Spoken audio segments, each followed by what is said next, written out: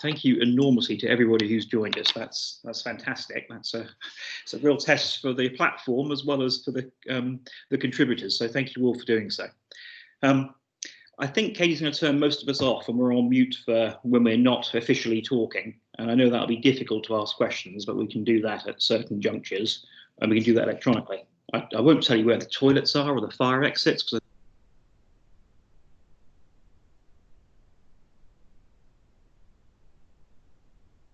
mute, Saul. You're on mute, Saul. Am I back? You're back now. Oh, thanks. May I just express sympathy and support to anybody who has been affected by the coronavirus. And whilst we're reasonably light-hearted today and trying to make the best of things and looking at a pragmatic approach as a response, there are others who have been seriously affected, and our sympathy goes out to all of them. I'm not going to run with the speakers individually quite yet, but I will do. I've got a couple of slides I'd like to try and share if that's okay. We'll just try and do that, and that will probably help us through the day.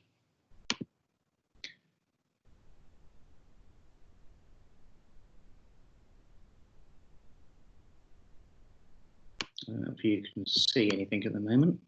Anyone see my screen yet or not? The coronavirus one, yep. Yeah, great. Okay. If you've now got this screen on, basically what we're going to try to do today is link together three things. We're all very much aware of the coronavirus. We're all very much aware of the construction and house building industry in our area. And we're doing this on behalf of Norfolk and Suffolk and the New Anglia Lab. The agenda today, if you can see that on the right-hand side, after I've got through this quick introduction, we're going to hear from Paul Kitson from Homes England. We're going to hear from Russell Williams at Ittisborough Council. We're going to hear from Mark Hart of Barnes, Andy Barron at CITB, Gary Theobald at Flagship, Andrew Rush at Burkett's, Chris Leeming from Lampro, James Milne from Barclays, Tim Pike, who was the Bank of England, and Richard Bacon's going to join us shortly to wrap things up. Unfortunately, he had a commitment early, but he's going to come on about 10 o'clock. Then James Allen and Jason Middleton are going to give us a bit of an update on what support is available to people and to business on behalf of the LEP. And then we'll try and wrap things all up with a bit of a what next and a Q&A and a little bit of feedback. All being well, we should be done by about 11 AM, but we'll see how things go.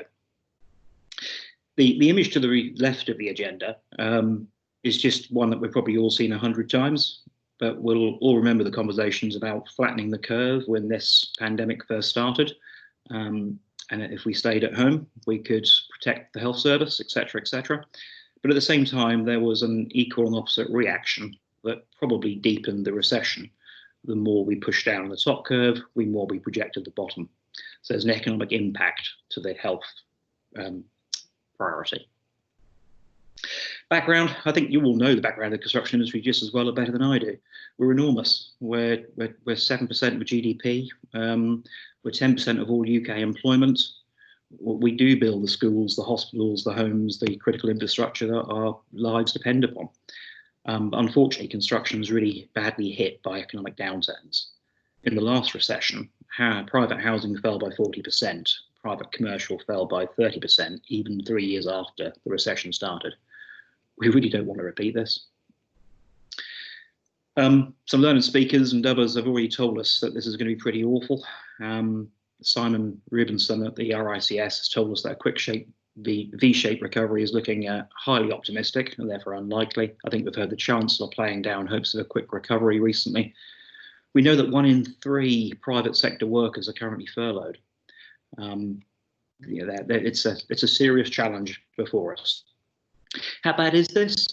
But we know that if you look at the maps of coronaviruses in our location, we're not too bad compared with others. But that's not to say it doesn't get worse or it isn't shutting down our economy. We've heard the Chief Executive of Mace tell us that this is likely to last, the impact of this is likely to last for years to come. But let's not forget that COVID-19 isn't our only challenge, it isn't our only crisis. Before we came into this, we were, as construction, being reminded that we're responsible for 40% of all of the world's energy consumption, and therefore with that carbon emissions. What we've seen daily carbon emissions drop incredibly quickly as a consequence of the shutdown. That's hardly surprising, but nor is it sustainable, to use the word in the other context. We had a housing crisis before this all started. That won't have gone away either. We still need to build the homes that our future generations and current generations need. We had a skills crisis going into this. We used to be very worried about Brexit and what that was going to do for the European workers who contribute to us so well to our economy. And our problem in the east of England was potentially even worse than that, because our population, and particularly in Norfolk and Suffolk, is actually significantly older than the UK's norm. And we had this demographic time bomb on the horizon, with 500,000 construction workers due to retire in the next 5 to 10 years. And that was before coronavirus. So what next? There's been some really good and learned suggestions from people as to what we think will happen next. We can expect an acceleration of industry disruption. Perhaps there'll be more digitization, accelerated consolidation, more off-site construction is talked about, perhaps vertical integration, an acceleration in demand for sustainability. The World Economic Forum have recently posted a survey of many of their members, and the vast majority are expecting a prolonged recession of the whole global economy, a surge in bankruptcies, a failure of entire industries or sectors, and high levels of structural unemployment. Joseph Coughlin at MIT, there's no going back to normal. So what's our strategy going forward? Before this all started, we had a construction strategy, we had a UK industrial strategy, we had a local industrial strategy. We were aware of the 5 foundations of productivity. We were aware of the 4 grand challenges. None of that has stopped. It's just perhaps, just for a moment, not quite the priority. So that's what some people have been telling us, but we also asked you what you think, and we ran a survey concurrently with this, and 120 of you have kindly completed that. So thanks very much for doing so. This slide isn't too easy to read, but if I just run you through quickly, there was 10 questions, and I'll do them as fast as I can. Question 1 asked you how concerned you are about the health risks of COVID-19 upon your colleagues in the construction sector. Overwhelmingly, you were concerned. Interestingly, not any of you were extremely concerned. Nobody was extremely concerned. Some were neither, some were not very, but 85% of you are concerned. And that's probably rightly so, because whilst we have great procedures and practices and risk assessments set up now, the death rate in construction has been pretty horrendous. Question 2 was about the commercial and economic reality. And the question was, how concerned are you about the economic and commercial risks of COVID-19 on the construction and house building sector? This time, 50% of you were extremely concerned and 45% were concerned. So actually, much more of us are worried about the economic impact than the health impact at this moment. And comments by the Chancellor recently have probably underscored that. And I'm sure many of you saw yesterday that Waits, a fine, privately owned, large contractor, has laid off 8% of its workforce, the first 300. So pretty big numbers. Question 3. Perhaps one for the LEP and for Richard Bacon when he joins us and others, but as to how satisfied are you with the COVID-19 support packages available from UK government to help our sector? Slightly more nuanced response this time. The largest proportion of you were satisfied at 41%, 28% neither satisfied or not, and nearly 18% were not very satisfied at all. It's a hell of a challenge, isn't it? If 1 in 3 of the private sector workers are currently being paid under furlough schemes, essentially being paid by the state, it's simply not sustainable. And we clearly need a pipeline if we're going to have any chance of kickstarting our economy. Question 4, do you think any economic stimulus to support the construction and house building sector should be conditional upon ensuring enhanced sustainable environmental outcomes? In other words, should any stimulant, any subsidy or grant be linked now to carbon reduction programs? 37% of you said definitely, 42% said possibly. So again, the vast majority are thinking we should, or maybe we should, link our aid, our support to also aligning with our climate change promises. I'll speed up a little bit now. Question 5 is a very similar question, which said, do you think economic stimulus to support the construction and house building sector should be conditional upon securing more socially inclusive outcomes? 52% of you said possibly if they are affordable. 27% of you said definitely should. Not many disagreed. Next question, number 6. Do you think extended working hours are going to help ease the burden on construction? A third of you said definitely. A few more said possibly but not sure. I don't think that's an overwhelmingly strong number. Quite a lot of you said probably not a good thing. A longer day might just complicate and prolong the challenge. Question 7. Now that building sites are working again, do you think productivity and output will be affected? We'll do this on construction first, and 67% of you said possibly, 25% said definitely. So even the sites that are going back are not going to be running at the same output levels. And if I've got 7 and 8 in the wrong way around, do you think remote working video conferencing will transform office and meeting culture? Yes, I think everyone thinks that will. Huge change. House building, how do you think that's going to affect output? Let's remember that house builders are not just putting up houses as fast as they can. They are building them into a sales absorption pace. And the vast majority of you who responded to that felt there would be a downturn, somewhere between 25 and 50% reduction in output on open market housing. And lastly, most of you felt meetings such as this are probably a good thing. So that's all I had to say as an introduction, and I'm dying to say I'll shut up now and I'll pass you to ask what our experts think, which I think is a much more important issue. If I can stop sharing somehow. Are we back in the screen or not? Not yet. I think you need to stop sharing. You just see your desktop. Yeah, has that come through yet? Yeah, that's better. Yeah. Great. Okay, so that hopefully wasn't too boring an introduction to set the scene. And without further ado, I'd wonder if I could pass to Paul Kitson now. Paul, if you could perhaps introduce yourself from Homes England and tell us what you think's happening. Yeah, good morning, everybody. Thanks for the invitation, Saul. Good to see you all again. I saw you all last year at the LEP conference, I remember in the summer. Similar weather to today, actually, but very different circumstances.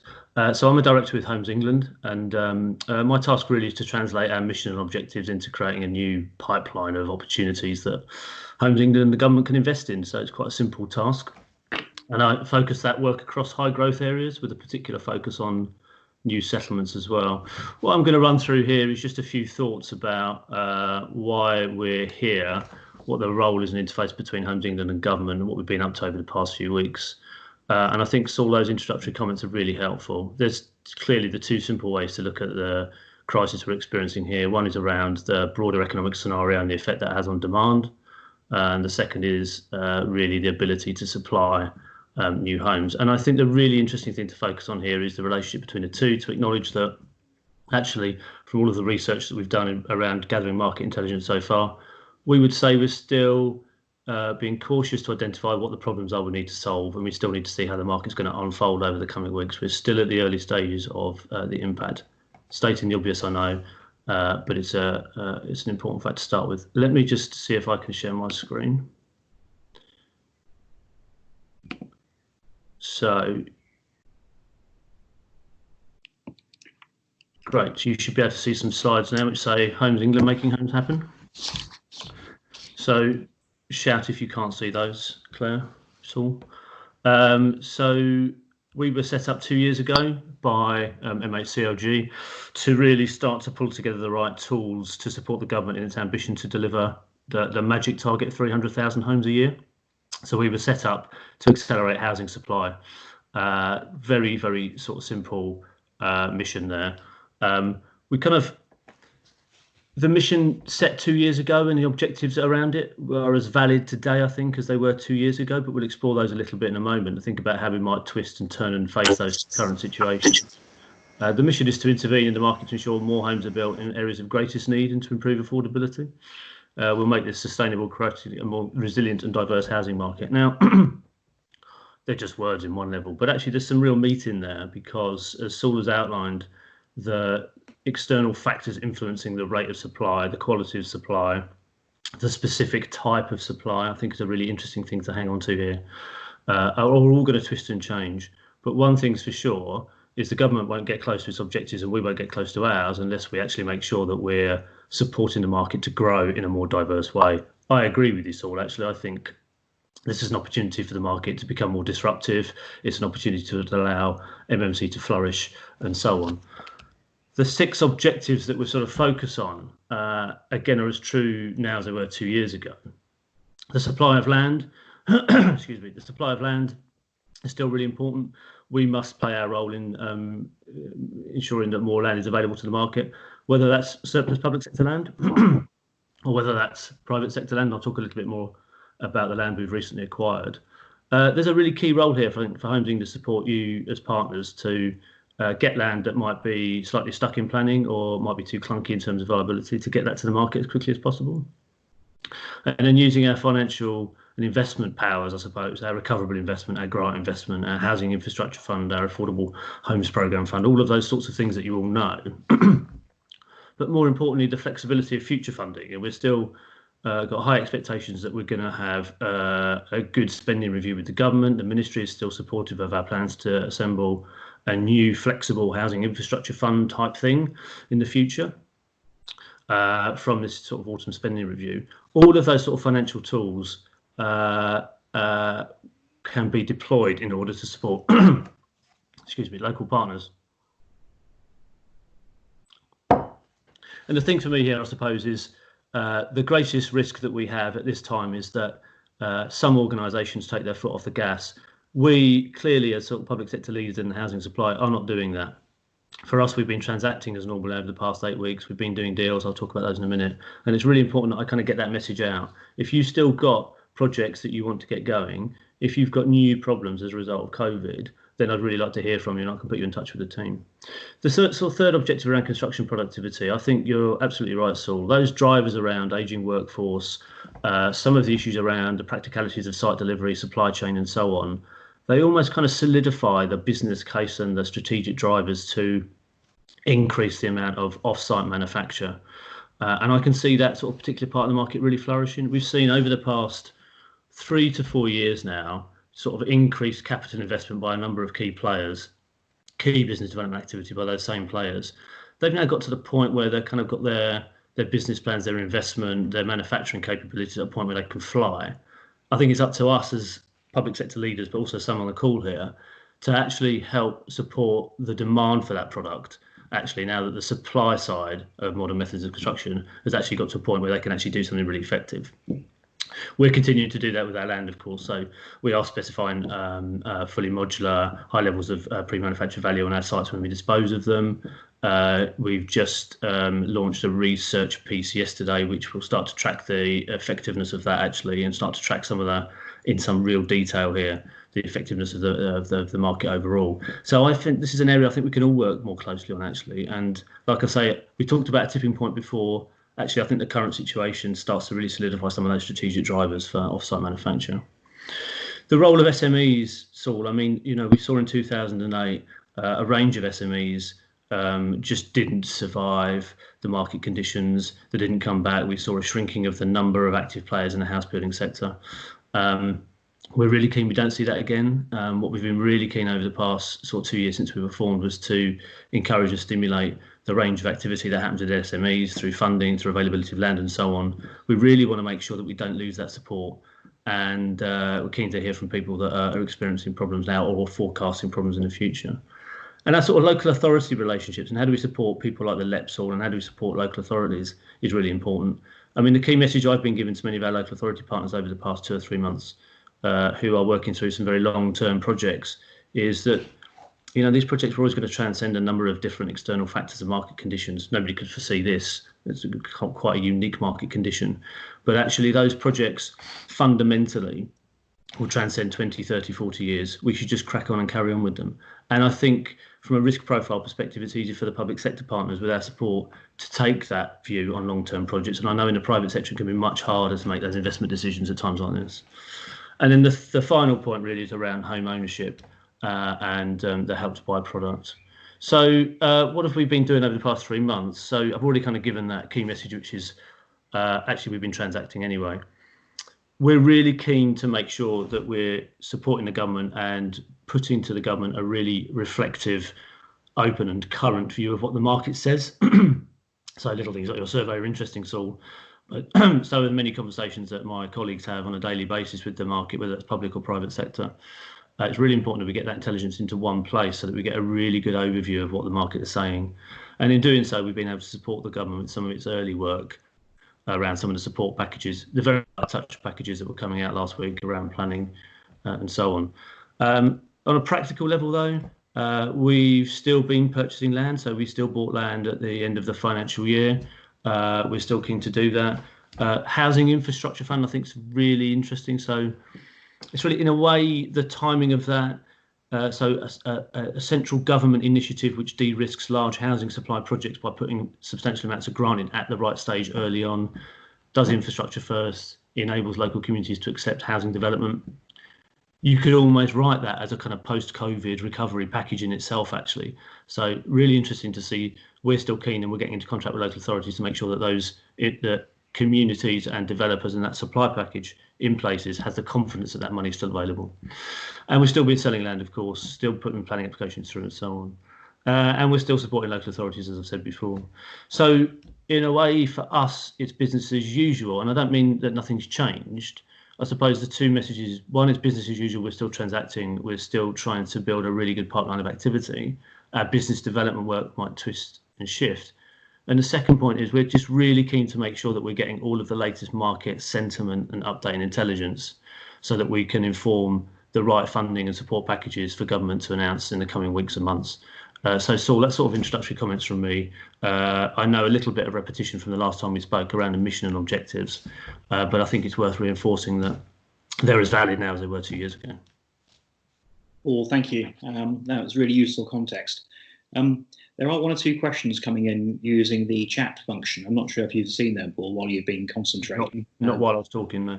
Perhaps I can just rate them for you. Kerry Theobald, the Flagship Group, is going to talk to us soon, and also Simon Hughes of North County Council are both urging Homes England to do more to help the rough sleepers, to use less business as usual and more transformational. Yeah. Can we kickstart and go faster and go further, Paul?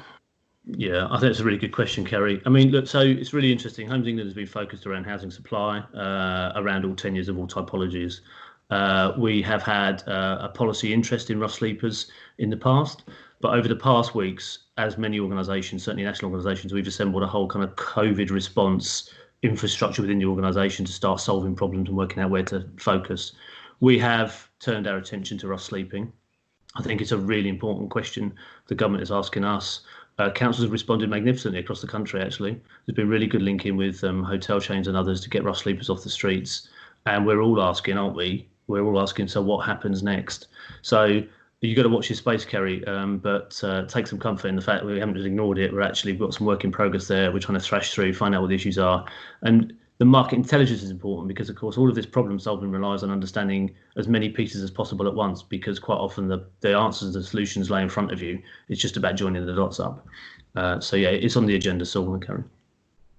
Paul, thank you. A supplementary question perhaps I can just put to you. There are some people saying now is the time to ease up on the Section 106 obligations, completely contrary to what we just said.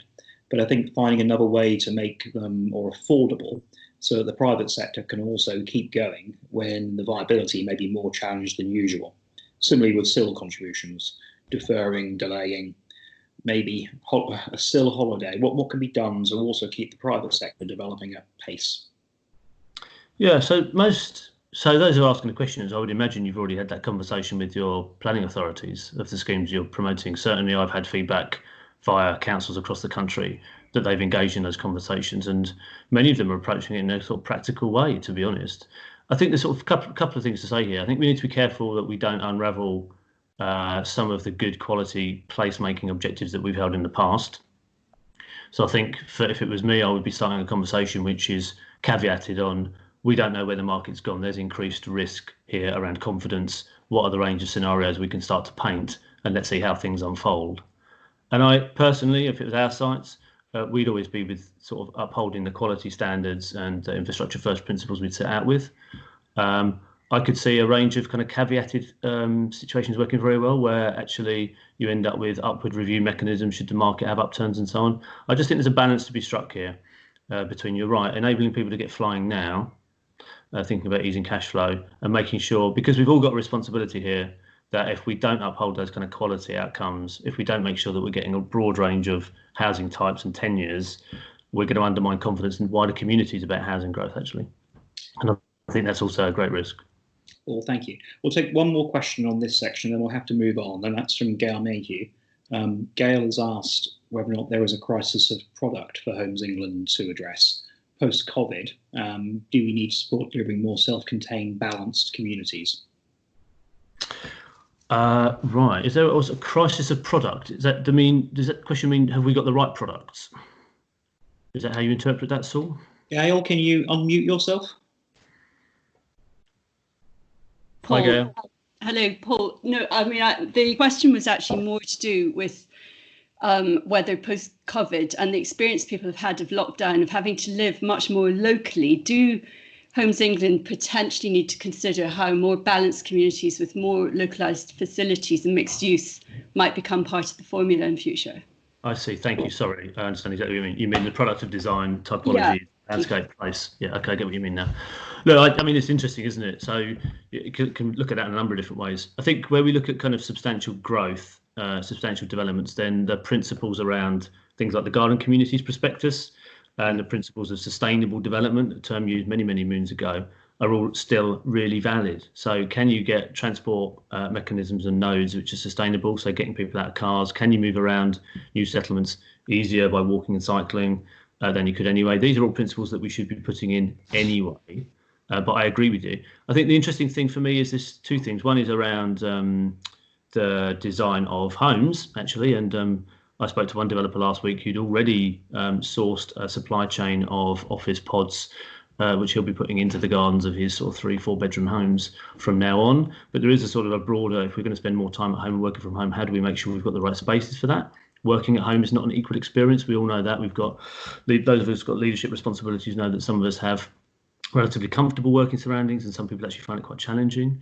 So we need to find the right balance, which brings me into this kind of workplace and town centre or local centre design issue. And I think that's one of the great challenges for us all, is how do we, out of the back of COVID, and think about the either changing consumer behaviour, even a greater shift to online, but still a human need to gather, to celebrate life, partake in activities and so on. What do centres become? What do they start to look like?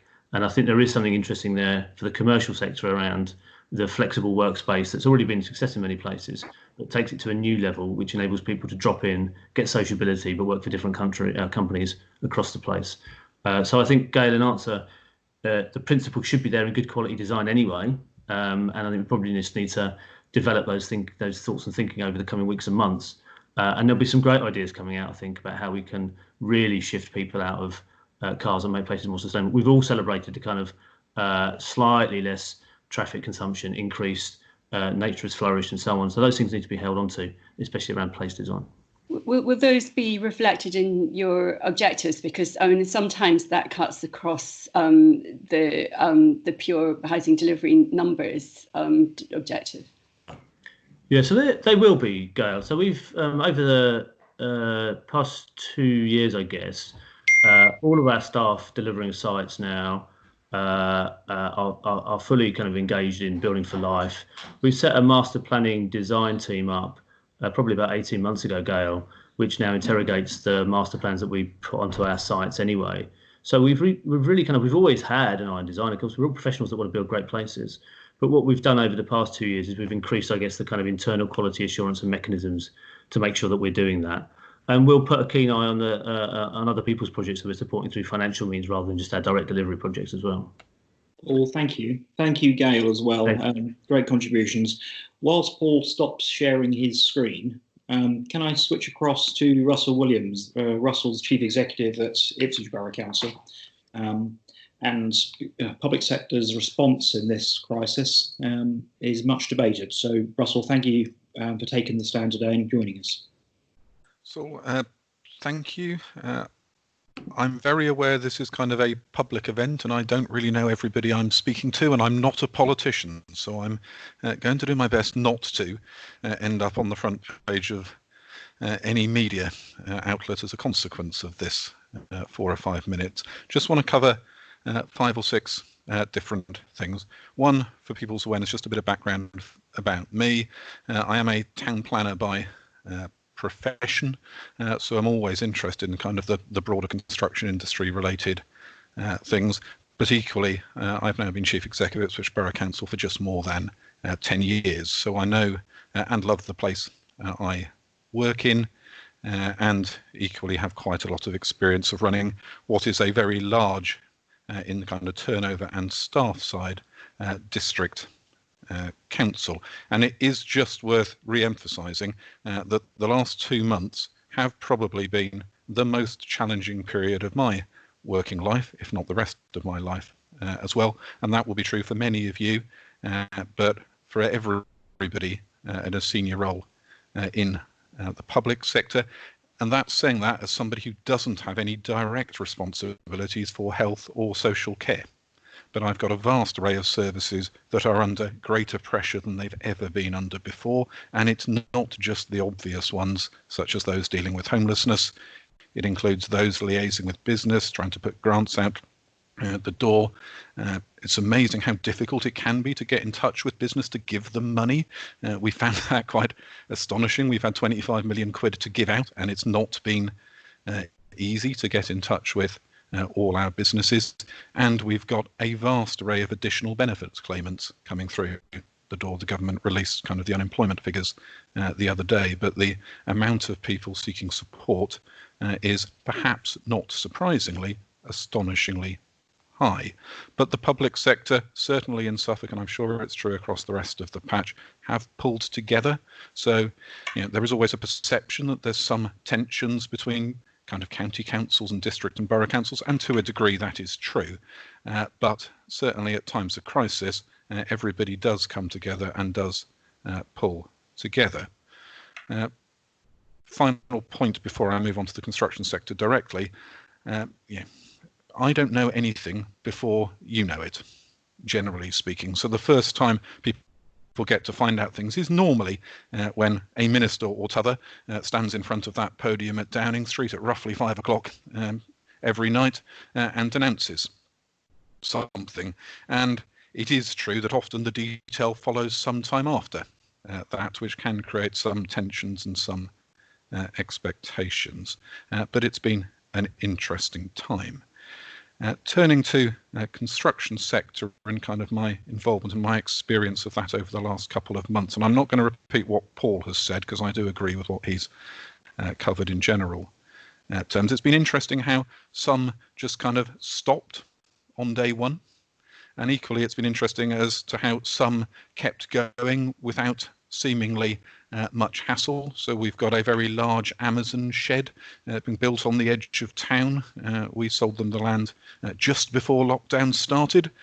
The groundworks and the frame were completed in a month during lockdown, and they've almost finished the whole thing already in that, guys. And yet other stuff ground to a halt overnight. And I've been intrigued as to how reliant a large part of the sector, certainly the more SME end, seems to be on both Jewson's and Travis Perkins for kit and materials, and how when they effectively stopped doing anything other than supporting health, that kind of forced lots of stuff to stop that might otherwise have kept going in a spell where actually some stuff was possible to keep going and probably would have had less hassle and got done by now if it had been able to.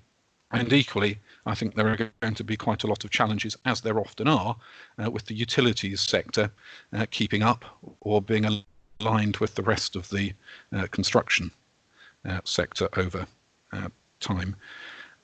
Certainly in my experience, Homes England have been very flexible in the last couple of months when we've been involved with HIF-related discussions, Housing Infrastructure Fund discussions with major national players and them. So compliments to Paul and his team and his colleagues. And all councils have been doing planning a bit differently over the last couple of months, but decisions have continued to be issued. We've all probably used delegation more than normal and we're all starting to get into the swing, it's delightful, of virtual formal committee meetings. At the moment, we are finding virtual can be quite useful, because when we've got rules that say, and Saul, you're going to have to start imposing this soon on me, you can only speak for 5 minutes, the person in charge can then mute that person, even if they're still rambling on inanely about whatever they might wish. My final point, I just want to focus on what next. So if I put my council chief exec hat on, what do I envisage the next month is going to be focused on? And I don't mean this negatively. Realistically, the construction sector is not going to be at the top of my list of priorities. Okay, as we move from a kind of, in traditional terms, a response phase to a recovery phase. Yes, there will be a large part of supporting our local economy broadly, but there will be a specific focus, I suspect, and Paul touched on this at the end, with supporting the town centre and thinking through what happens in the town centre as and when we move to step 2 and step 3 of the government's roadmap. How do we help facilitate social distancing and help facilitate things starting up again? There will be a big strand on communities. I've block booked a hotel. I can't afford that forever. What happens to the successful move of the 30 odd people I've got in the hotel plus the 20 elsewhere into appropriate accommodation and support that is better, bluntly, than the position before March? Okay, and then finally, there is a huge chunk about the council and making sure it is sustainable. Yes, we've got some money in the bank, but April cost us about 1.5 million quid in terms of additional expenditure and lost income. The kind of support we've had from the government effectively will pay for April. And there's a lot of lobbying going on within the sector to try and persuade the government that actually the local government sector will need more support, or we will have to start looking at our financial position to ensure we are sustainable long term. So, I need to run an organisation like everybody else that is viable, and quite a lot of my attention will be in that space in the next couple of months, because we're getting close, and this isn't just my council, this is more or less every council, we're getting close to a cliff edge at the moment. But there will also be opportunities. Paul touched on sort of flexible working. That is undoubtedly true. But equally, I will be intrigued as to how the property market adjusts, as well as the construction market over the coming months. And I'll stop there, because that roughly keeps to the 5 minutes I think I was supposed to talk for. Russell, that's brilliant. And I would not ever wish to even contemplate ever muting you, I hasten to add. I don't mind. Can I just ask you one supplementary question? I'm not sure if you've seen your screen, Russell, whilst you were talking, but Sarah Curls asked whether the town planning process can learn to become more efficient in the future when we return to normal.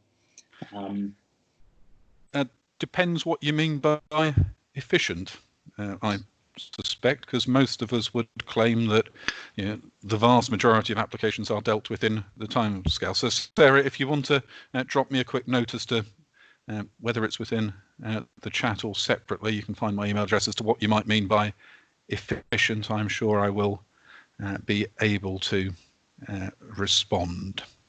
Thank you, Russell. I think it's perhaps a challenge to us all. Many of us now are working in a more agile way, working from home. I think a lot of us have learned that we don't need to spend hours travelling and visiting and having big meetings. We can do things like this, and 189 people turn up.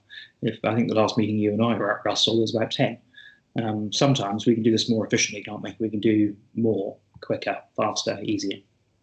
I recall a 4-hour round trip to Kings Lynn. Yes, thank you. Yes, thank you. I appreciate that. You raised a couple of questions in your presentation regarding the construction industry in particular and how it responded.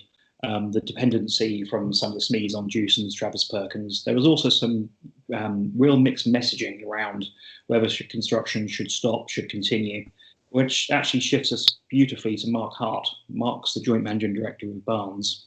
And I wonder, Mark, if we could ask you to tell us the main contractor's response to this crisis and how you've experienced things. Okay, good morning, Saul, and good morning, everybody. First of all, I hope you're all well and coping as well as you can in these somewhat stranger times. I will just try and share with you a few slides. Perhaps if you could give me the thumbs up when they're up, Saul, if I can find them. Bear with me.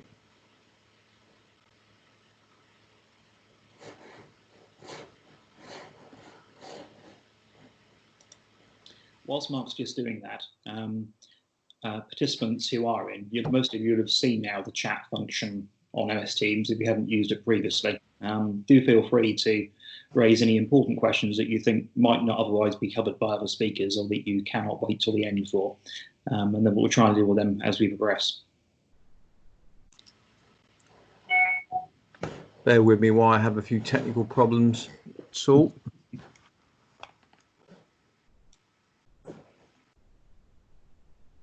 Whilst Mark's doing that, just from a construction perspective, I'll give you a bit of background on a few things that have been happening. I know Bob Stewart, who's Mark's joint MD, has been active and pursuing matters in behalf of the Suffolk industry and the response, and shared a number of observations with regard to the furlough scheme and supply chain challenges.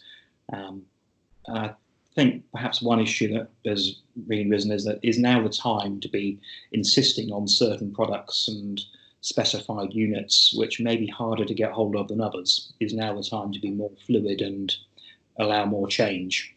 I think that's a good challenge. Saul, are you able to see this as yet? Not, I'm afraid not, Mark. Right, that's a good start, isn't it? I was going to oh, hang on, here we go.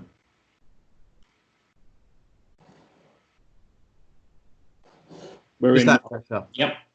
If you Right. start, if you My apologies. Okay, well, what I wanted to do is just take you through really the journey that we've had as a main contractor, working as we've never worked before, really. But to give a little bit of context, Barnes Construction, for those who don't know us, we are a privately owned business based in Ipswich, established just over 40 years now, with a turnover of approximately 106 million with 230 employees. And we've got three divisions, Barnes Construction being one, which is what I'll be referring to in relation to today. But we do have Bauer Fuller, as many of you will know as well. So our COVID journey map really was the best way I could really see of putting this over. So this really was about our initial reaction, as many, something that we'd never seen before, or as all of us, should I say, unless you were 130 or something, you remember 1918, but many people about in that realm. The plan, the here and now and the future. So the Prime Minister's statement really on the 23rd of March was the catalyst for us, was when it was crystallised really.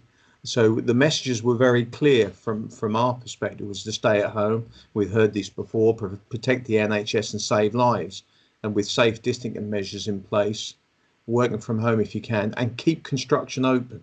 I mean, that was the message that we had. So there was some contradiction in terms in many places, but we knew that we had to do something, and we had to do it quickly.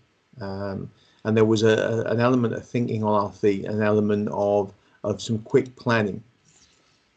However, we took the tough decision to close all of our sites immediately following that statement. We furloughed staff directly engaged in site activities and some support staff. And the reason for closing those sites immediately really was to draw breath. And it wasn't a decision we took easily, but we could not confidently ensure really saw that the safety and the well-being of our employees and our wider workforce was secure. And that was a big decision for us, and something we took very seriously. We also believe that, we had a social and moral responsibility to support the government's initiative, but equally we understand we've got a responsibility to play our part in getting the economy and the construction industry moving as well quickly. So our initial reaction as well was to give some quick and clear communication to all our staff, our clients and our supply chain. We maintained all our head office support service operations, and we revised our working methods so we could work remotely. And I very much am pleased that we invested in our IT over the previous years, which has been a real saving grace during these times. And I would just say, I think that not everything, and it may seem a strange thing, but not everything about this current situation is a negative. I think there are some positives that we will draw out of it.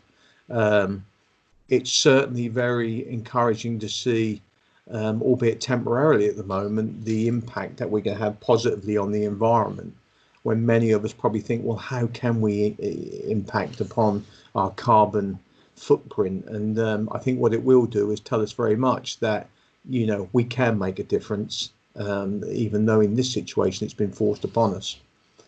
So the next part of our journey was the plan. We very quickly commenced on a process of reviewing and revising all our procedures and processes to work differently, but most importantly to stay safe. The CLC guidance was up to version 3 as of yesterday morning, but you know, I know we've got version 4 now, which came out during the course of yesterday. So we've been reacting to the CLC's guidance, which has been supported by the government. We very quickly implemented our business continuity plan and reviewed our staff requirements against furlough where necessary on a consistent basis. I referred to it earlier. What was really important is our information technology plan. We were fortunate we just upgraded our telephone system to the 3CX, which has proven to be very good. And we've learned a lot about Zoom, Microsoft Teams and Skype capability, whether it be being over-quizzed on the social front or from a business perspective, it's been absolutely second to none. And I have to say that's made us think very much about how we work in the future and whether there really is a need to travel 4 or 5 hours for an hour meeting when it can be done very efficiently via this platform. So our remote service was set up and we had 100% complete connectivity for all our staff working from home. And working from home will be something we'll return to in the future, I think, when we look at how we operate as a business. We had to very quickly stock check and order PPE. I mean, there's been a lot spoken about PPE and some negatively, some positively, but I wouldn't want the task of having to obtain very quickly 60 million pieces of PPE. I know from our own experience that we were able to get PPE. There was some profiteering, which frustrated me hugely. You know, paying 80 pence for a mask one day, then £8 the next is not the sort of action that you'd like to see. But we've slowly and steadily got PPE and been able to supply some to the NHS and other businesses local to us. Regular communication to our staff was very important. I think the welfare and the well-being of staff who are furloughed and those who are operational is important. So we believe that was very, very key. And to review our staff needs. Some of them are vulnerable, some of them were shielding, and we needed to understand that in some degree. And then the most important thing really to get operational was to prepare bespoke construction management plans for all of our sites. And anybody who goes to a building site regularly knows that they are all very different. There's not a one-fit-all situation, and that was very important. So the here and now, the part of our journey which is the most up to date. As of the 27th of April, all our sites are operational, albeit with a reduced workforce. We're working within a very different landscape, but we've got them all operational within a 4-week period after rewriting all of our processes and procedures and putting in some very different ways of working. We're keen to get staff off furlough, and we're gradually been removing staff from furlough.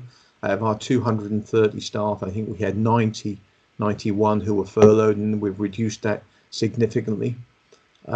We don't believe we want to be hearing when we want to get working again, well, I can't because I'm furloughed. That's not the reason for furlough, but we do appreciate the government's actions in terms of that. Our bespoke construction management plans have been implemented.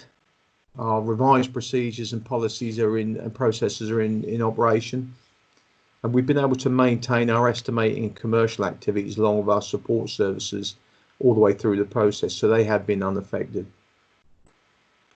And within the restraints of the CLC version 4, now we are working as efficiently as we can. But there is a big variation of the efficiency across our sites. You know, some sites are marginally reduced in terms of our operations, and some to a greater extent where the logistics and the restraints are just very difficult. And it is difficult to do things in a construction sector when you're working within a 2 metre process, but we're making it work. The challenges, and I don't want this to be a negative because we are thinking very positively about going forward. Contractual issues is a worry. You know, we have every single one of our projects across all of our business has a contractual issue of some nature now, which is unheard of for us. Servicing the sites with labour and material resources on a consistent basis. You know, as soon as we get the key suppliers, the gyprocks and people like that, plaster and plasterboard has been a real issue, but we're slowly seeing an increase in the supply of that. The practical challenges of working safe distancing is always going to be something that we look at, as is the drop in productivity and getting people to understand that. But there are some other issues that people don't necessarily think of straight away. You know, we have a lot of our managers that work at distance. So lodge and subsistence capability for travelling workforce is difficult. We've rented properties instead of hotels now. We've gone to the Airbnb approach. But, you know, being able to eat, if you have found lodge and subsistence, can be a challenge, but we're working our way through that. And transport, in terms of multiple occupancy travelling and the use of public transport, particularly in central London, can provide a challenge when many guys, you know, have to take their tools and etc. with them. The risk of insolvency for our clients and supply chain members is a concern, but that's something that is not new to us. You know, we've seen downturns in the economy and we've seen this. Our approach is to support our supply chain, support our clients where we can with payment plans, and play our part, as we always have, really, in making sure that, you know, we can get through this jointly. And then there's the potential for staff to become sick. We're going to be looking at this for some months until we have a vaccine or a test and track system which is working efficiently. And there may be times when we've got groups of people that have to self-isolate. And the obvious one is what happens when furlough finishes, because we believe we may well see the impact of companies having to go down redundancy routes. That's not something we're planning, but we can see that it can be a challenge for others. And the future. The year ahead's going to be a very different one. We will be working within a very different landscape. We've got to adjust to a normal, the new normal, should I say, and play our part in stimulating the economy. We believe that we are very keen to promote a sensible approach to difficult contractual scenarios. We need to work together to come through this. And I think if there is a will, there will be a way to manage this. We need to find a way to work in a cost-efficient way and limit our increase in unavoidable costs, really, in increase in unavoidable costs. Promote a no-blame culture. I think we are all in this together, and you know, no single entity is responsible for what we're seeing now. And I do think that our industry, you know, has the ability to be flexible and has the ability to make things happen. And I think we're going to need that to a greater extent than ever before. And we need to think differently in terms of modern methods of construction. We need to be thinking outside the box and innovatively in terms of our way forward. So it is a difficult time, but it is something that I think we have the skills and I think we have the ability to be able to come through. But we will require, in my mind, a very open and like-minded approach to it. And I really do think that you know, this industry has the capacity to be able to do that. Mark, thank you very much.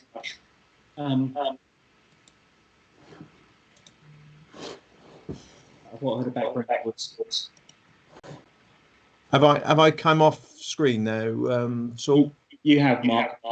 Can I just I think if others could mute, I can hear my voice coming back at me. So if we're not speaking, if we could mute, that'd be great.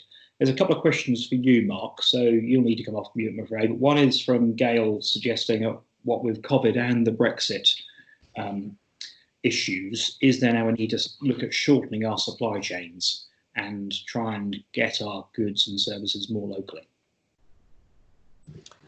I think wherever we can source locally, that's got to be a plus. I mean, the challenge of Brexit, one of the good things about this is we haven't heard that word too often of late, but we have got to revisit it for sure.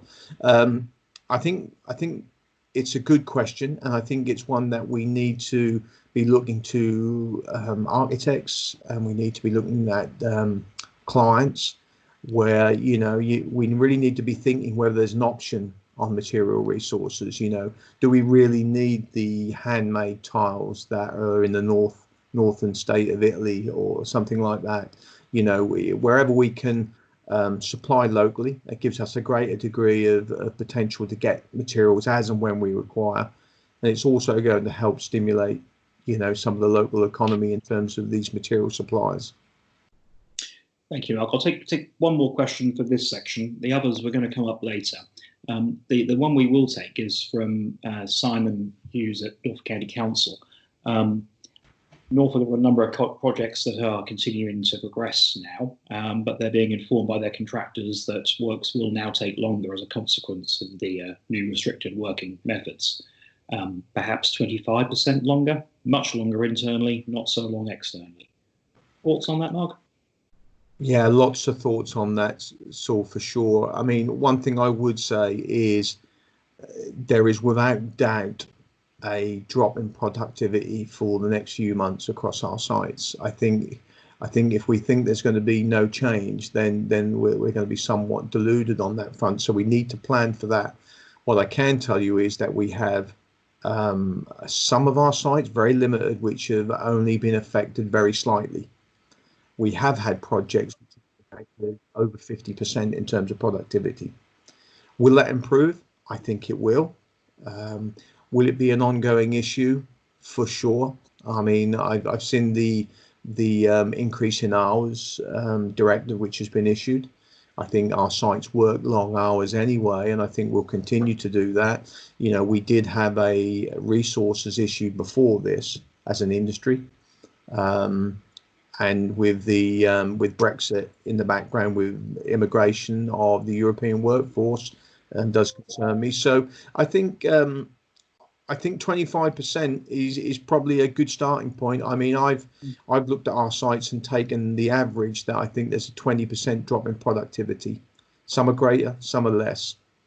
But we are in uncharted waters, and I think if we can do as much as we can to react to the situation and change our method as we progress, then we'll keep that to an absolute minimum. But there will be a drop in productivity. Mark, thank you. Whilst you stop sharing slides, we can perhaps move across to our next speaker. And are my slides off now, Saul? I've got them off on my screen. They're still on mine. Right. Okay. What about now? Yeah, that's brilliant. One thing I'm going to resist is the question from Jeremy McNulty about the no blame culture, because I can tell that Burkett and Andrew Rush might have a view on that, and we'll hear from Andrew very shortly. So Andrew, please be patient. But one question which is a lovely paradigm shift is from Stephanie Baxter. Perhaps in these times when so many staff are furloughed, that's a real issue to think about the next generation and how we train our young people. And Stephanie's question is about future training plans and what can we do with or without government funding. That is a perfect catalyst for Andy Barron from CITB to come in. But as he does so, it's like you also know that the Member of Parliament for South Norfolk, Richard Bacon, has now joined us. So can we please watch our language accordingly? Okay. Good morning, Saul. Good morning, everyone. Can you see me okay? Yes, good. Okay. So I'm just going to have a few minutes talking through the sort of feedback we've heard back from the industry. And this is not only in the New Anglia area, but across the whole country. Firstly, looking at the sort of messages we picked up in the first 4 or 5 weeks of the crisis, but I'll then move on to talk about what we've heard back the last couple of weeks. A bit of feedback on how the CITB measures we put in place have supported the industry, feedback we've had from the industry there, and I know there'll be a number of construction contractors on the call. You might be interested to hear that. Then I'm just going to share a few slides to do you quick around sort of intelligence that we've been gathering and doing on behalf of the industry, and then my thoughts on what it means for the future. You'll see it's kind of quite similar to what our other speakers already said. So firstly, looking at the first 4 to 5 weeks, and I'm talking here not just for employers across the New Anglia, but across the whole country and indeed the 3 nations, that the messages we were picking up talking to 6,000 to 7,000 construction employees around the country was no surprise here. The first 4 to 5 weeks was mainly concerns in the industry about keeping staff working on site, supporting apprentices, especially amongst the small and micro employers. It seemed to be a real issue. What are we going to do with apprentices? To a lesser extent, some concerns around qualification card schemes and access to training.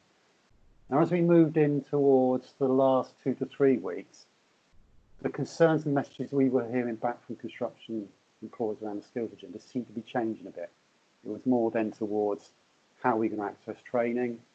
Quite positive here, a lot of employers saying, and already starting to think about planning, saying how are we going to get back to training? How are we going to stop this huge surge of people coming in and a backlog of training?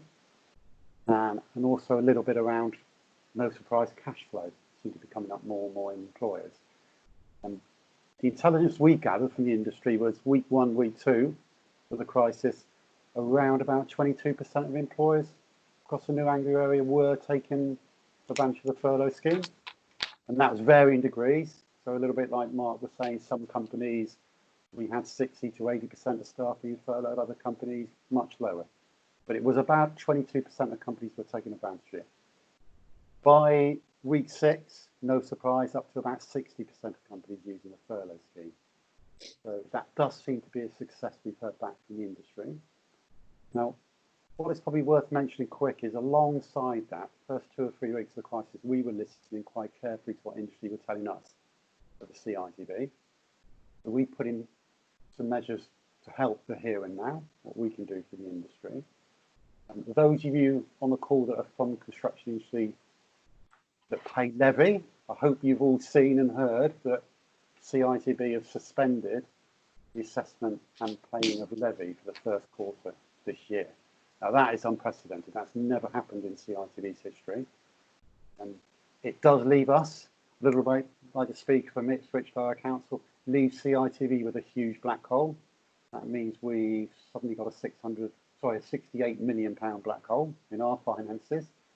So we are feeling the pain just as much as those construction contractors out there. We are operating on skeleton staff at the moment at CITB. And as we move into June, around 70% of our workforce will be furloughed. At the moment, it's about 50%. So we have got some quite stark decisions to make as well as the ITB for the construction sector around how we're going to invest our money in the future. But what we have done, to help with the here and now and the cash flow for the industry, is put in place a number of measures to get construction companies applying for more grants. And that seems to be going very well. And what is really pleasing to hear is that we put some specific measures in around supporting apprentices. So for those of you that experienced the last recession, you might remember that apprentices really struggled. We had a lot of apprentices being made redundant across the sector, and we don't want that happening again this time. So we've got a specific measure in place to get companies applying for grants up front rather than waiting, and that is supporting about 9,000 apprentices in the country. We believe, and actually the feedback we're getting from the industry, is alongside the furlough scheme, that's minimising redundancies. So that's really good to hear. And the feedback we've had back from the industry is about 75% of the construction employees out there are really happy at the measures CITB have put in place.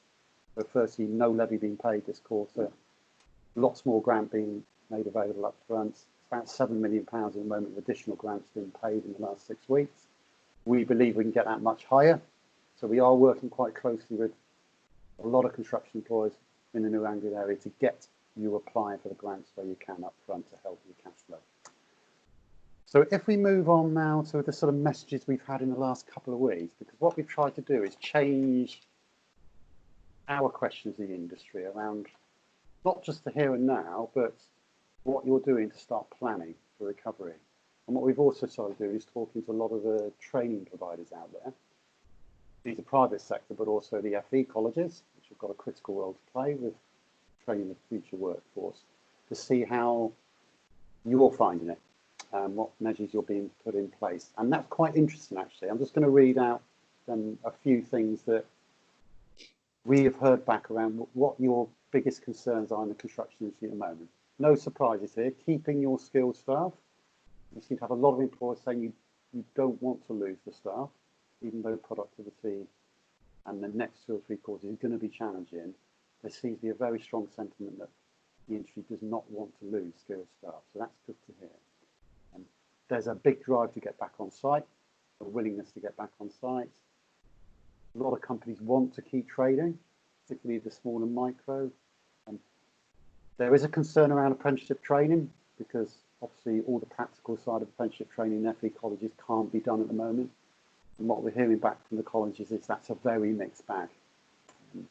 When you look at trade level apprentices, they don't seem to be able to cope quite as well as with the shift to online as perhaps the higher apprenticeships are that maybe a little bit more savvy around technology, working from home. So we have to keep an eye on that. That's not necessarily within CITB's agenda, but it is a challenge we want to work with FE colleges on, making sure we get better and clearer guidance from government as soon as possible about how FE colleges can reopen and start delivering that practical side of apprenticeship training. The other biggest areas of need that we seem to be hearing back from the industry at the moment is, and again, no surprise here, this is the biggest one, how do we get back on site and operate safely? Those of you that are aware of the CLC guidance on safe working, as already been said, onto version 4, we are closely involved with that for CITB to try and get that as best as possible, as well as things like the new COVID-19 toolbox talks that should be ready imminently for all of you to use. But that is the #1 concern at the moment. How do we get back on site? How do we ensure the safety and welfare of our staff? There's a couple other things worth noting quickly in terms of the feedback we're getting from industry coming outside of New Anglia, because I think it's important to realise that this is going to play out differently depending on what sector you're operating within the industry and whereabouts you operate in the country in the 3 nations. So what a major contractor can do in the New Anglia area is very different to what that main contractor is thinking about they can do in Scotland or Wales at the moment. So we just need to be mindful of that, not necessarily further down the supply chains, but particularly at the top of the supply chains. The major contractors have got differing agendas around where they're operating in the country. What we're hearing back at the moment is that particularly the infrastructure side of the industry seems much better prepared and has got a much higher potential to recover quicker than other sectors within the construction industry, particularly those operating in things like commercial building and to a lesser extent in housing. So I think in terms of how the LEP, the industry, ourselves and partners all work together in the coming months, I think we've got to be mindful that different parts of the industry are better placed than others to respond. And obviously we'll do all we can there to support all of the sectors of the economy. What we're hearing at the moment is, as has already been said by some of the speakers, contractors are starting to recall their staff. That's definitely happening within the last 7 to 10 days. And some are partly recalling them, some are recalling all of them. We seem to be picking up lots of positive signals that contractors are starting to re-engage with clients as well. That's really good.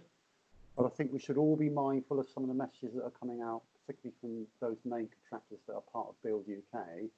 We do seem to have a worrying trend around the amount of contracts being secured at the moment. So just a couple of figures for you here. As we're going through the period from mid-March to the end of April, on average, you were having about 122 contracts being agreed a week across the country, a value of about £2.08 billion a week. As we came into May, the first 2 weeks of May, that dropped significantly, down to 66 contracts in the first week of May, which was very low. It bumped back up a little bit, the second week of May, to about 94 major contracts. But the values here are still significantly lower than what we were seeing in March to April. They were only £0.6 billion worth of contracts in the first week of May and 1.4 billion of contracts in the second week of May, compared with an average of just over 2 billion in April. So I think there's quite an important message there we all need to work with around those clients that are able in the public and private sector to move forward those contracts as quickly as possible, notwithstanding some of the issues around the different sectors. So I'm just going to try and load up a couple of slides quick for you, so just bear with me. Just want to run through some of the intelligence we're picking up around the future. So just bear with me while I just find the presentation. I'm not going to show you all of these slides. There's quite a few slides here. We do use the Scotland context, but it's just as relevant in New Anglia. Okay. Can you all see those slides? Can you see them, Saul? They're coming, I think, Andy. Yes, got them now. Yeah, okay, yeah. So no surprise. I mean, we've done our own sort of intelligence and forecasting what's going to happen the next couple of quarters. And obviously, OBR and Treasury have all done their own forecast. It's quite clear it's very uncertain in terms of what's actually going to play out in the next couple of quarters. I'm an optimist, so I don't look at the worst of these projections. But what is clear is we could have a simple recovery, a V-shaped recovery. We might have something that's a little bit more complicated, like a W-shaped recovery if there's a second spike. But depending on which forecast you look at, there seems to be different levels of positivity and uncertainty about how the sector's going to recover. But it's almost certain, and I think all of us would agree, quarter two, quarter three, quarter four this year will be challenging. It's about what happens when we move into next year. That seems to be where all the interest is at the moment. And it's interesting to compare what we think might happen with this short, sharp recession. That's what we're hoping. To what happened back in 2000, 2008, 2009. All of us know construction is very susceptible to what happens in a recession. But we think there's some subtle changes to what might happen with this short, sharp recession compared to back in 2008, 2009. We believe it will recover much quicker back in 2008, 2009. The level of the drop will be more severe probably this time. But as I say, it should recover quicker. And if you look specifically at construction, back in 2008, 2009, the fall from the peak to the fall was about 17%. So we're anticipating it will be a greater fall this time, probably in the order of 25 to 35%. And that's maybe not too far off Mark was saying, around 50% maybe. But that's what we're anticipating. But it will recover quicker. That's what we feel. It may be quicker than 5 to 6 years. And I think, again, we need to think about different parts of the construction industry, because some might recover very, very quickly. Others might be a little bit more of a drag. But that's the sort of messages we're picking up, talking to colleagues, talking to other people that are doing their economic forecasts at the moment. I'm not going to show you that slide, but I'm just going to come on to this last slide, because I just want to run through the sort of sentiment we're getting back from the industry around what we need to focus on now, short term and long term. What seems to be coming out loud and clear short term now is we've got to work to support the industry, address health and safety as quickly as possible, give the industry the confidence to know how to operate on site, how to operate within the offices, and how to use digital technologies to counter some of those concerns. Cash flow is a problem, so any short-term measures through the next quarter, 2 quarters, has to focus on how to support the industry with cash flow and productivity. I completely agree with what Mark said about materials. Certainly talking to a number of employers in the southeast and east of England, plasterboard seems to have been a real issue. But I've again picked up messages that seems to be getting better now. So there are going to be specific issues around some parts of the supply chain products we need to look at. Longer term, there is going to be a scar. I think we all need to accept there's going to be a scar, and I think we need to think carefully about the younger members of the working population that are coming into the industry probably between the age of 19 and 24 now, because it's probably going to scar them the most in terms of the lag around wages and productivity. There are signals I'm picking up talking to some of the FE colleges that the level of interest in signing up for apprentices seems to be lower than normal at the moment. Now, whether that's a long-term thing, we don't know yet. It might just be because we're in the depth of the crisis at the moment. But we've got to think about what that scar might be for those between the ages of 19 and 24 now. I think that is a concern we need to look at. There's lots of issues, obviously, all of you are going to hear this morning about investment confidence, around how that's going to drive some of those contracts and supply chain. But we feel in here there are lots of opportunities to focus on, and some have already been said today about, is this the stimulus we needed to move into a great uptake of modern methods of construction, and to get the industry much more focused around productivity, around the digital agenda. And I myself have talked to a number of companies, probably a bit like you, Mark, where they are now actively thinking about completely reshaping their head offices to move staff to working from home, cutting out the cost of running head offices and trying to look at efficiency savings there. This is the words one construction company said to me, this is the kick up the arse I needed to do this. And he was actually quite positive about it. So I think we've got to, and certainly for all of us at CITB, we're focusing on the opportunities here, because there's opportunities as well as obviously dealing with some of these short-term challenges. And so just to sum up, what we think New Anglia partners, ourselves, colleges, all of those in the training and skills agenda need to be thinking about in the next short term, couple of quarters, but the next year, is how we get those systems in place to give you the confidence to get your sites operating and keep your staff safe. And there's a wealth of safe operating procedures coming out, so that's really good. And how do we get the projects up and going as quick as possible and get those contracts moving again as we move into June and July, and get that pipeline of work shifting much quicker, particularly in the sectors that we think have the greatest potential to recover very quickly, so particularly the infrastructure sector. And I don't know about any of you on the call, but I've heard some quite encouraging stories from some contractors working on road projects, for example, and they've actually achieved their projects and delivered quicker than normal because the roads have been so quiet. So there is some little good news stories in here. And we've got to focus on apprentices because they are the lifeblood.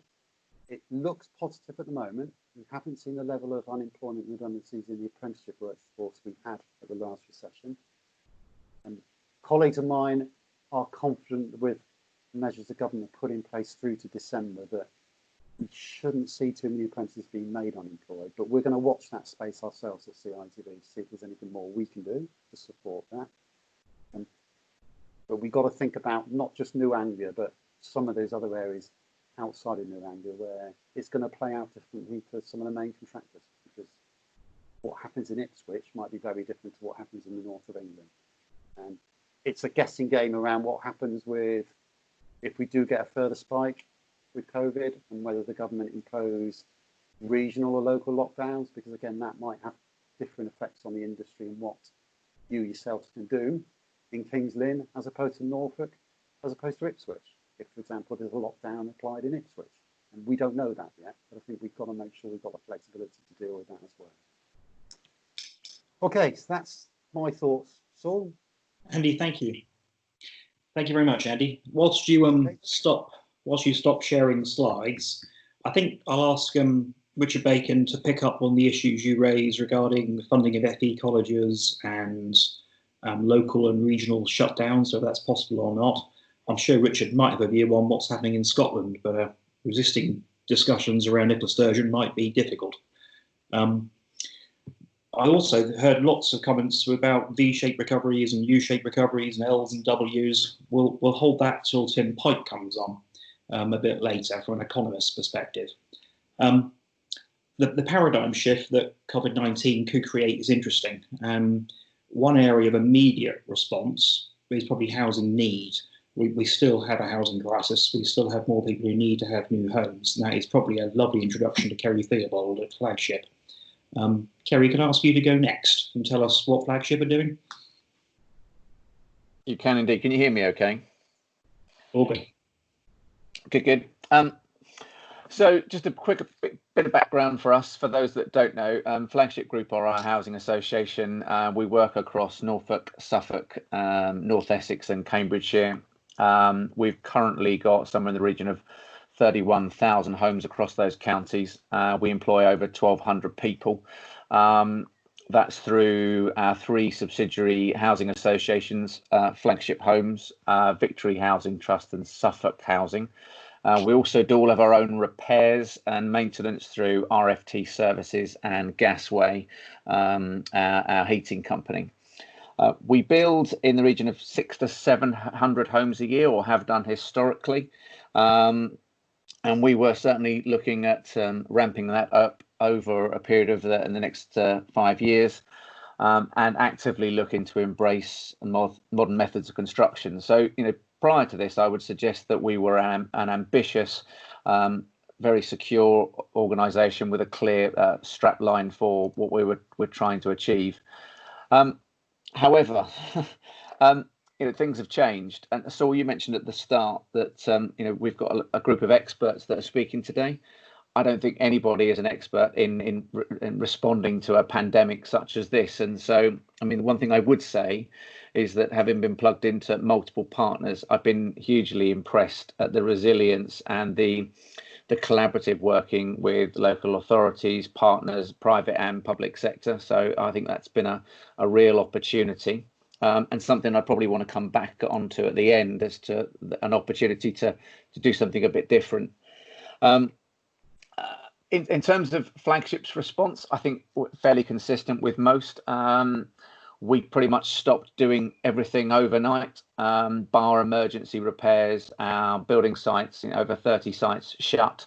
So nothing really carried on other than emergency and compliance works. And we shifted our focus really for our staff to support our customers, who, for those of you who don't know, are probably some of the most vulnerable in our society, living in our affordable and social rented homes. But actually, we are starting now to move out of that stage, and we're now looking. Obviously, our 30 sites pretty much are all back up and working, which is really positive. But as you've heard earlier on, they're moving slightly slower than before. We are waiting to see what the financial impacts on our customers will be, and that's really important, because I think as you start to see the real impacts on people's incomes, the call on our type of accommodation is going to be even greater, and affordability with our customers is already a struggle. 43% of social renters in Suffolk, for example, are in poverty. So we're talking significant numbers of people in our accommodation at the bottom end. And I think when you start to look at the impacts of when the furlough stops and businesses start to make some of the more difficult decisions, there is going to be a massive call for accommodation that people can afford, because they're going to fall out of perhaps the private and the home ownership sector. So that what we've been focused on other than looking after our own customers and supporting the local district and county efforts to provide food, medicines, disabled adaptations to get people out of hospital, all that kind of stuff, is really looking at how do we house the rough sleepers. Nationally, there's been a massive effort, and I can't take my hat off anymore to the districts who've done a fantastic job of housing over 5,000 people nationally. Currently, there are over 1,000 people across Norfolk and Suffolk that are housed in what would be classed as temporary accommodation. And just to be clear, that's temporary. It's not, in most cases, suitable for long-term habitation. You wouldn't want to live in one room without the ability to cook and clean and all that kind of stuff. So what's great, though, is that across certainly Norfolk and Suffolk, I've seen a real willingness across the system to want to come together. and want to try and solve these issues. And that includes, from our perspective, bringing housing, social care and health around the table. I believe that the problems that Paul talked about earlier on around an aging society, a need for over 8,000 homes, additional homes a year across Norfolk and Suffolk, have not gone away, and we shouldn't panic into kind of leaving that behind. But what I think there is a great opportunity here is to look at a different way of delivering that, because let's be honest, whilst we were making headway, we were not moving at the pace that we needed to. And I think there's a massive willingness now across all sectors to come together and look at a system response to COVID, to build the affordable homes, provide the appropriate housing for those people that have that rough sleep, that they've engaged with us where they've never done before. So there's a huge opportunity, and supply is absolutely critical to that, because it's all very well housing these people. It's all very well trying to squeeze them into the system. But if you do that, all you'll do is squeeze the sausage and cause a problem elsewhere. So those people that are in unsuitable, stable accommodation will find themselves not being able to move on. So we have to create supply. It's really interesting for me to think that we all look at our individual sectors through one lens. What this has shown me is if we start to look through the lens of everybody else, we can start to understand the problems and challenges that we've got. And we can start to come up with much more innovative solutions. I genuinely believe that there is more money in the system, or there is enough money in the system to do much better with some of these problems. But what we have to do is to look at not just bilateral partnerships, but system-wide partnerships to find ways of solving those. And I think government, in terms of, from our perspective, the MHCLG, I think Homes England have got a massive part to play, along with the local authorities who've got a real incentive to do that. So from our perspective, I think we're waiting to see what the impacts on our sector will be. I think it's undoubtedly that as we see rents not being paid by people that can't pay rents, we will find there's a reduction in our ability to do some of the things that we would like to have done. So, we'd like to build 600-700 homes. Are we going to continue to be able to do that? Are we going to be able to persist with the sustainability agenda? We've already paused a £10 million investment. I say paused, because at the moment we're trying to understand the impacts on our business. So I think what we need to try and do is create an environment where the pounds and pence get put into the right place that stimulate the whole system. I appreciate that's a relatively whistle-stop tour, but I'm open to any particular kind of questions, really. But our focus really is on helping the most vulnerable in our society, and we're really keen to be part of a system-wide effort, coordinating that with our sector colleagues in order to do that.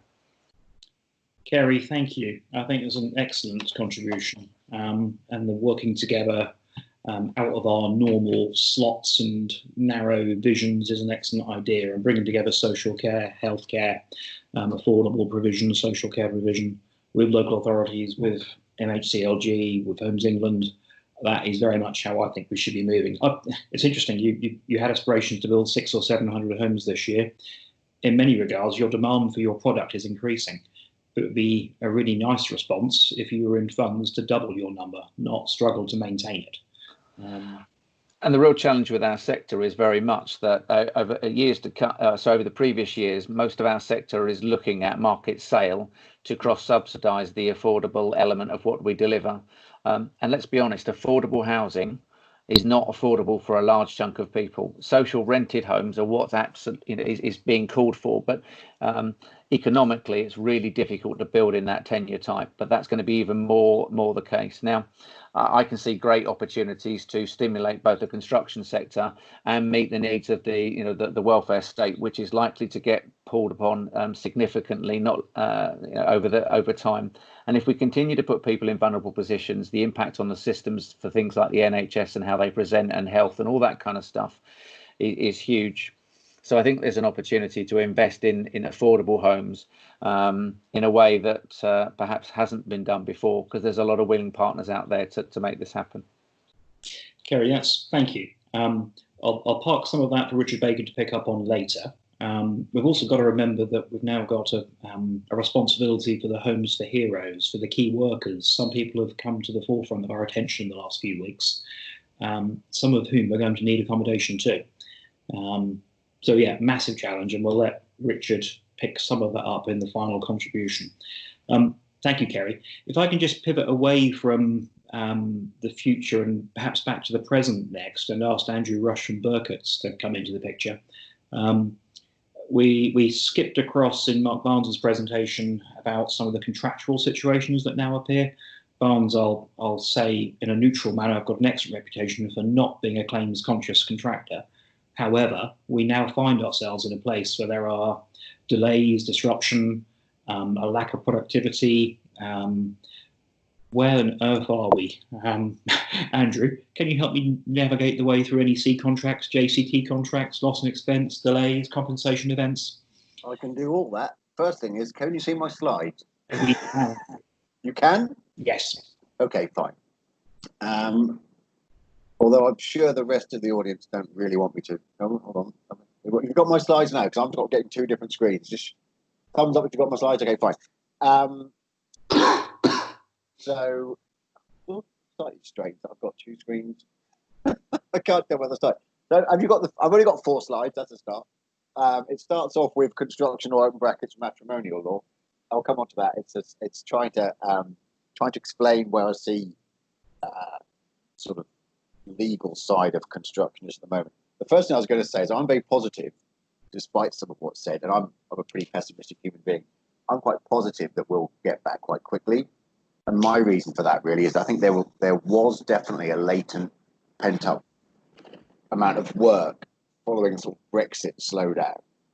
And I might be different here, but it felt like we were flying in January, February and early March. And of course this hits. And I think if we can get back to that stage, I think it'll be quite quick. I also agree with, well, I'm going to come on to Jeremy's comment about a no blame culture and the conflict avoidance pledge that some of you will have heard of. Which is an interesting concept. So hopefully that's that. Now I'm told that this is going to work. Hopefully that's a picture of me. I'm told by my marketing team that I have to have that on the screen because that shows a sensible picture with relatively sensible hair. Whereas if you can see me now, I'm going for my 80s throwback Spandau Ballet New Romantics haircut. And it's not just because there's no hairdressers, it's so that's just briefly what I want to do. And the reason for the sort of slightly tongue-in-cheek matrimonial reference is it feels, I was trying to think of a way to describe what's happening in the sort of construction legal side, and it feels a bit like a sort of semi-mixed up divorce. Now I'm allegedly informed that divorce involves 5 stages: denial, anger, bargaining, depression and acceptance. And it feels at the moment in the construction sector that we're having a sort of slightly mixed up version where we start off with a bit of denial, then a bit of acceptance. We're now in the bargaining phase, and I can't help think that we're soon moving, if we aren't there already, into the anger phase. And I'll come on to that. And I've only got one other slide, and that's that one. So it feels like just to run through what we've seen from a legal perspective, when it started off, there was this denial about what does the contract say? Contractually, is it a force majeure event? Is it an active prevention? Is it this? Is it that? And pretty quickly, from a contractual perspective, there seems to be a general acceptance that COVID-19 was a force majeure event. Now, for those of you that don't sort of live and breathe JCT contracts and NEC contract, NEC is actually slightly different, but JCT contracts basically say that for force majeure events, the contractor's not penalised for being late, but doesn't get any sort of financial upside to it. So it's a neutral event, and that's entirely sensible. We've seen lots of people seek advice on making sure they've protected themselves, and that there was a very sort of sensible. A lot of people obviously were far more concerned about personal effect of COVID, and that was quite sensible. There was one interesting document called Public Procurement, I think it's called, but anyway, it's called O220, which is a local authority. It's aimed at public sector, and it was encouraging the public sector to assist the supply chain during the sort of COVID most significant period. Now, Russell, I don't know whether Russell got anything to say about this, but the idea from central government was that they were encouraging local government to keep paying, and effectively that had two strands to it. It was the paying early, paying in advance for existing jobs to keep the supply chain going. And then there was also the alternative, or the addition of potentially paying a COVID relief payment of money on top of the contract price. What I've seen in practice is that local authorities have been very good with this, typically. And I would say local authorities across the board have been very good, and public sector in particular have been very good with still paying contractors. I mean, there will be exceptions, obviously, but still paying contractors, accepting contractually what the position is. And so the local authorities, public sector, were very good at paying in advance or paying quickly. They're not so keen to pay what's called a COVID relief payment. In other words, pay the contractor money for COVID. So PPN OT20 has worked to a certain extent. So that was stage one. We're now, I think, or we may have gone past the bargaining stage. Some interesting approaches by various contractors. I should say that the local region is not a hotbed of dispute.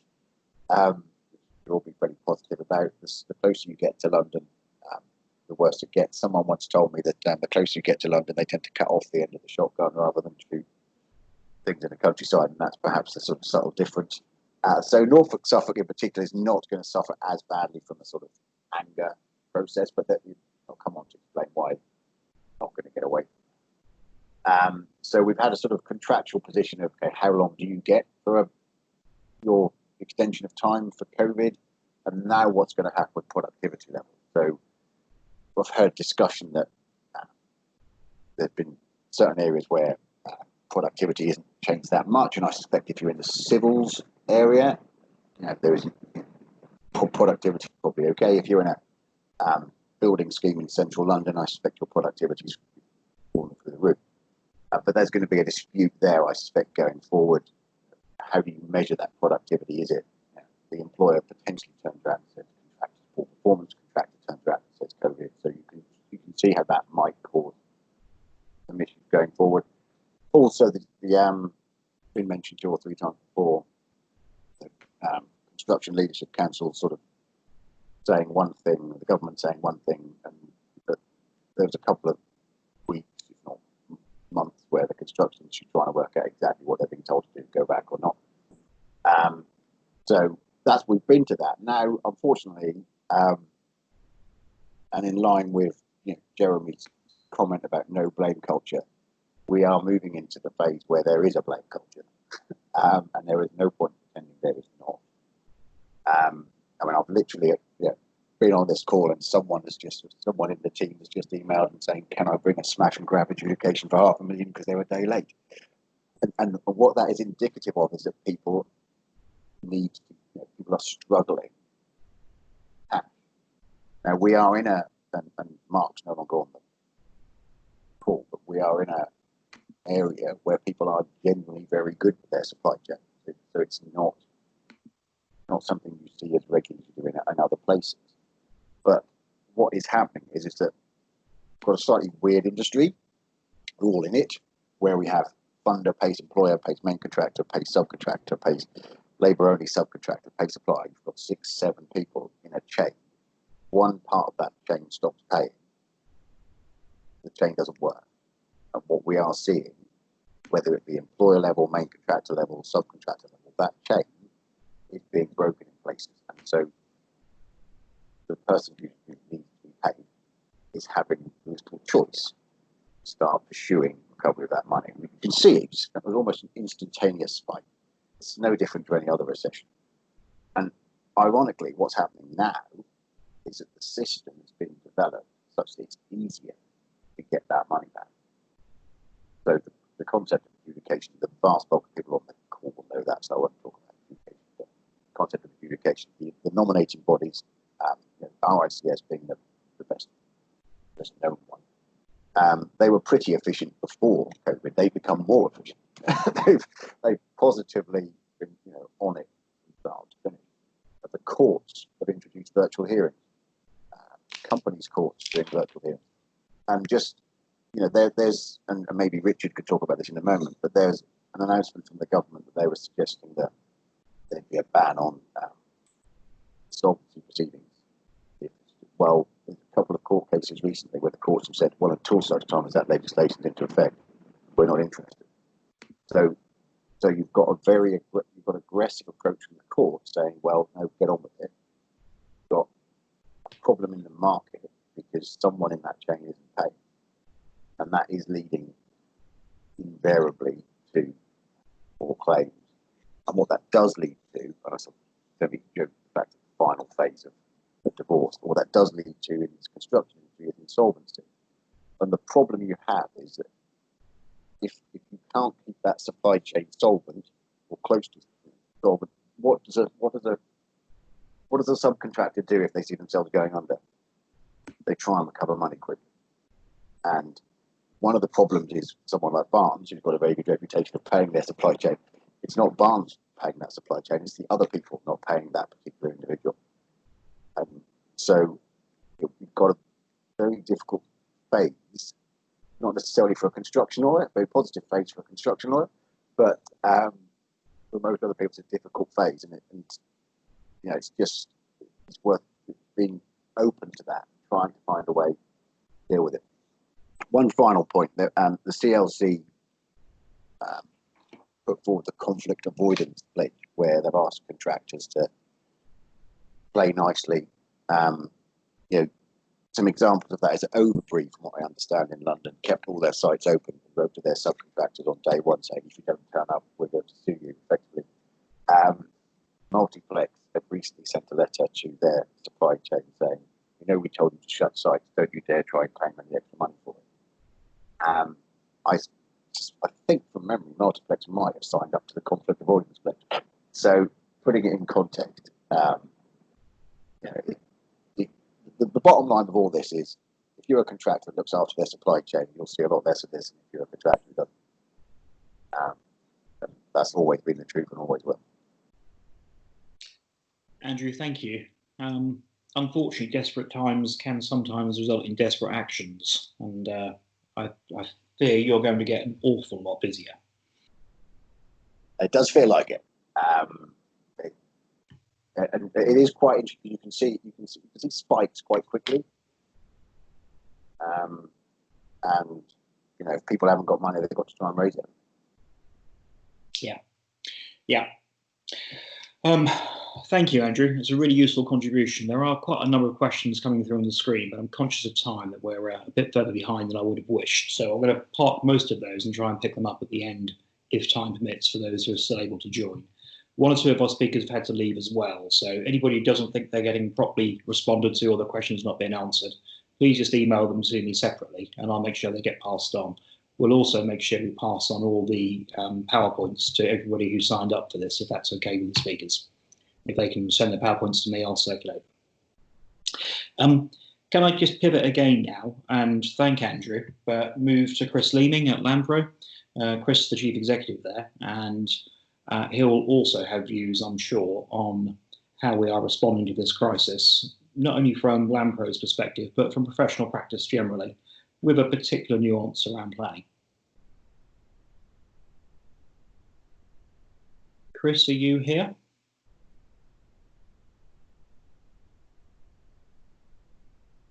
Chris, yeah, can you hear me now? I can. Thank you very much. Thanks for the introduction. As Saul said, I run Lampro, a planning development consultancy in East Anglia. We work on all sorts of projects in new settlements, education, leisure, major resi, big employment, all sorts of things. So we're seeing experience across the spectrum on that side of things. And being at the front end, we see things first at the early stages, be they good or bad. But to be frank, we're still seeing new projects. We haven't had major delays on existing projects. The ones that have been delayed have been for practical reasons, furlough, rejigging finance, or delaying investment decisions, just to see what their own markets look like, etc., etc. But we haven't really seen a lot of things falling over, which is positive. And I would say that one of the things I've really noticed is people haven't been overly pressured by a lot of the banks. Last times we've had tough times in recent years, it's been the banks at the forefront of that, or certainly where people have been feeling the pressure, and potentially we haven't really seen that as yet, which is certainly different from the last tough times that we're seeing.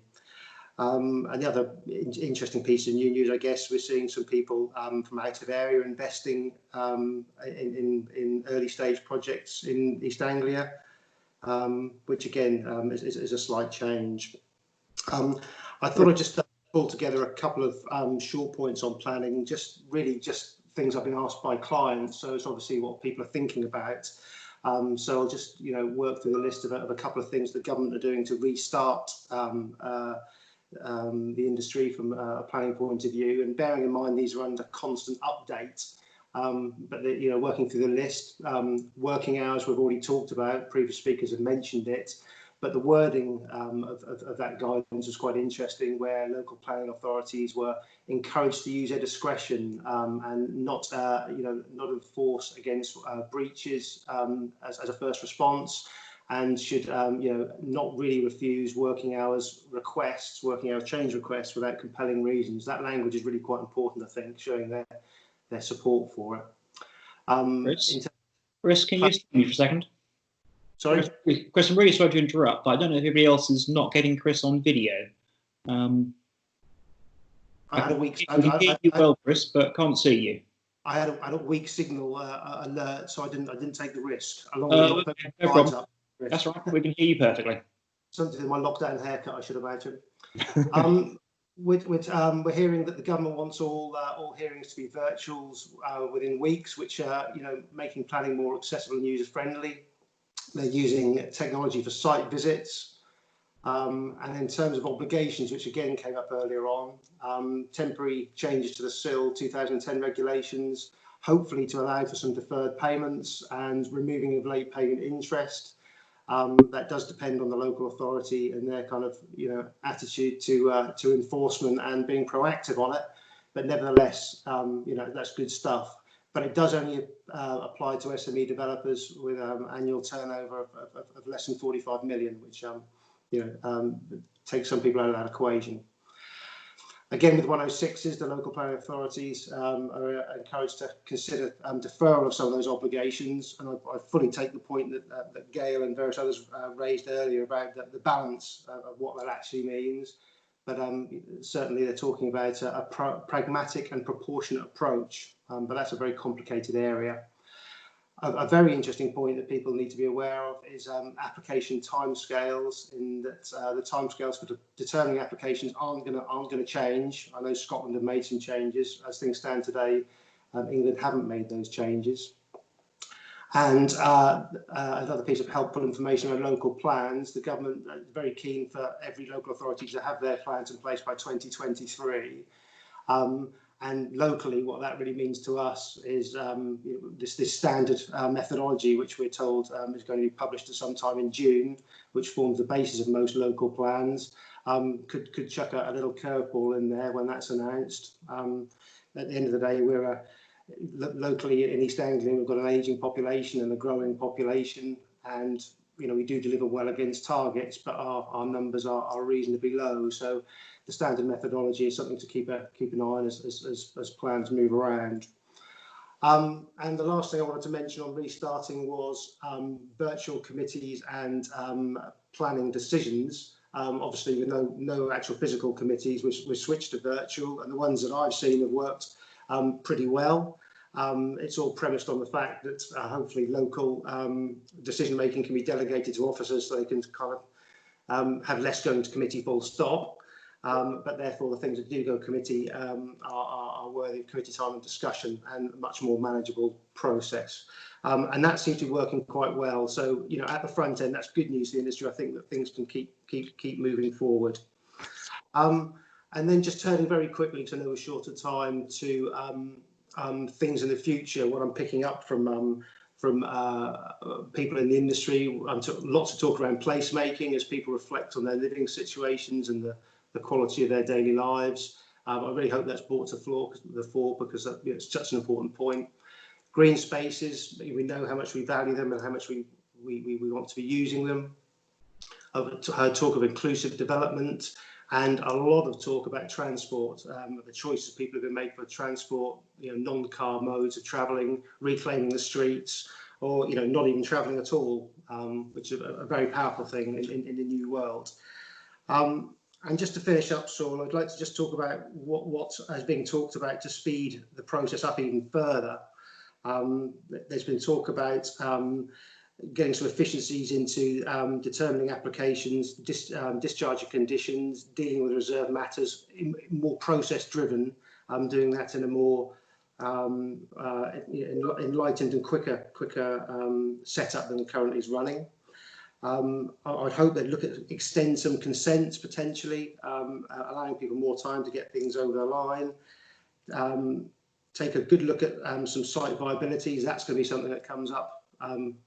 Well, it's already coming up, but certainly people will be taking a close look at the viability of their sites and where they can unlock them, so to speak. And certainty of funding. That's the other thing we're hearing a lot about, not only from banks themselves, but also the dynamic between local authorities needing certainty of government spending, HIF monies, etc., etc. It's chicken and egg. If we haven't got the money, we can't do the plan. If we can't do the plan, we can't get the money. So there's a little bit of that as the industry really starts to grapple with the need to consult with everybody on various decisions, but also the need to speed up those decisions. And that's the big challenge, I think, of a planning system going forward. But I do hope we can work through this together, the private and the public sector, and I hope we can emerge better on the other side of this pandemic. Chris, thank you. That is really interesting. I think doing anything that accelerates and supports projects that might not otherwise proceed at this moment is probably crucial. I'm thinking about what Andy Barron said about the number of contractors who are seeing a reduction in the awards of new contracts. I know there was an RIBA report this week that suggested that up to 40% of their pre-construction work was now on hold. Encouraging it, you're still seeing activity in the planning process, but we do need these things to become tangible and work their way through the process. So we're going to have an even deeper downturn later. But Chris, thank you. There are a lot of questions coming through. Really interesting discussion about the one public sector estate. Andrew Savage and Colin Noble picking that up. I don't know if Richard Bacon's had an eye on that one in the meeting chat, but if Richard could perhaps pick that up in his go, that would be terrific. But again, conscious of time, thank you, Chris. Can I now pivot from planning to banking and the references there to securing funding and schemes being viable? James Milne of Barclays. I wonder if I can ask James to step in now and tell us how the banks are responding to this crisis. Yeah, hi, good morning, everybody. Hope everybody can hear me okay. So yeah, I thought I'd give you a quick update sort of from a banking perspective, specifically Barclays. I'll go through sort of just introduce myself, maybe the wider team, also what we're currently seeing, some of the challenges we've got, and then sort of moving on to the future, what that looks like, if we know, or probably our thoughts around it. So just for myself, I look after the Eastern real estate team, so we cover wider than this region, but we've got a real good presence on the ground around this particular area of the UK. What we're able to do is sort of offer specific support for our real estate clients. So just for clarity, that's any sort of professional developers, property investors, so any people that really specify and actually work within that particular sector. It allows us then to be specialists from a credit perspective and also support that we can offer. I suppose that just gives you a bit of context. So we're also, it's probably right for me just to explain the divide that actually we are business bank. So you remember sort of the SRP exercise that we went through a couple of years ago, where we split sort of the retail and investment bank. So we're in the sort of the retail and business side of it. and there's my colleagues that some of you know, the likes of sort of Stephen Younger, who work within the corporate side of the real estate part as well. So we generally lend up to around 10 million. Our clients will have a balance sheet of, well, it's probably about less than 10 million and turnover up to about 5 million. There or thereabouts. It's a bit of a grey area, but that's how we generally rule a line under it. So the numbers I give and the sort of the context I give, that will give you an idea of sort of who we look after. So the majority of the SME businesses that we support are in this particular field. You'll know the support that's been on offer sort of from the government, and that's delivered via a bank. So if I just talk through sort of the first, when it was introduced, the civil loan, so the coronavirus interruption loan, which was more of a sort of an emphasis from the banks than to look at it from a sort of a banking position and actually look at the context behind it. Is it a viable business pre-COVID, etc.? Which let's be fair, caused a challenge, one from timing, but also sort of the views around it. I think Russell mentioned it as well, that actually the daily briefings, you've got it on the daily news one day, and the next day we're trying to sort of stand something up in the bank and actually deliver it. So it's been a challenge for every person involved. I'm not just saying the bank, but actually for all of us. The way it changes at such quick pace has been a real challenge. Then obviously you'd have seen the support then from a bounce back loan perspective, which I think, to be perfectly honest, it gave us all a sense of relief really that we could deliver that money quicker, and we're able to actually get money in people's bank accounts sooner rather than later, which has been great. We've still got our challenges, and I think it's right for me to say that actually probably our two biggest challenges that we've faced around the civils part of the loan, which is the first one, and the smaller bounce back loan where you can have up to 50,000, is, well, we still, all of our telephony is in the UK, but we still have a heavy reliance on our sort of offshore sort of lending fulfillment part, which are based in India. Now, they sort of went into lockdown pretty quicker than what we did. We had a couple of days to get used to ours. Theirs sort of went notified on the Friday. By the end of the day, everybody was kicked out of the office. They haven't really got the technical abilities that we have found that worked quite well, or they haven't been able to get hold of them as quickly as they'd like. I think we deployed 1,000 laptops to our teams out there to make sure that actually they could work from home. That took a lot longer than what we'd anticipated, and it's one of those things from a sort of a pandemic throws at you that we weren't really ready for. So that was one of the challenges that we faced with sort of getting over, and also the fraud part of it. So clearly what we need to make sure is actually the money we're lending, the people that we're lending the money to are free from fraud, and that's to protect ourselves as a bank, to protect the government from from what they're providing, the guarantee, and also the clients to some degree. Now, so the numbers that we've done, just to give you an idea, so we've had approximately 126,000 applications. This is just for the bounce back loan, and I think it's 106,000 of those have been agreed and actually drawn. Now that equates to about £3.5 billion worth of funds, and this is just Barclays. So I suppose to give you an idea of the reason I sell those numbers, not to say what Barclays are doing, but more to get the context around standing this product up from an online capacity. What we did in the first 6 days of the bounce back loan, it was the equivalent of what we would generally see in a whole year of actually delivering funds to our business bank clients. And that's every sector.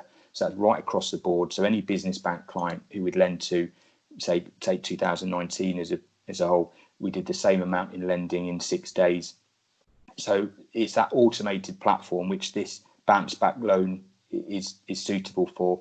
Now, clearly, we've still got challenges because that fraud part, we had a lot of markers on accounts where we need to make sure actually are they where they need to be and what we'd expect from a fraud perspective. So we're still working through that, and that's some of the challenges from resources that we're finding we're getting to now.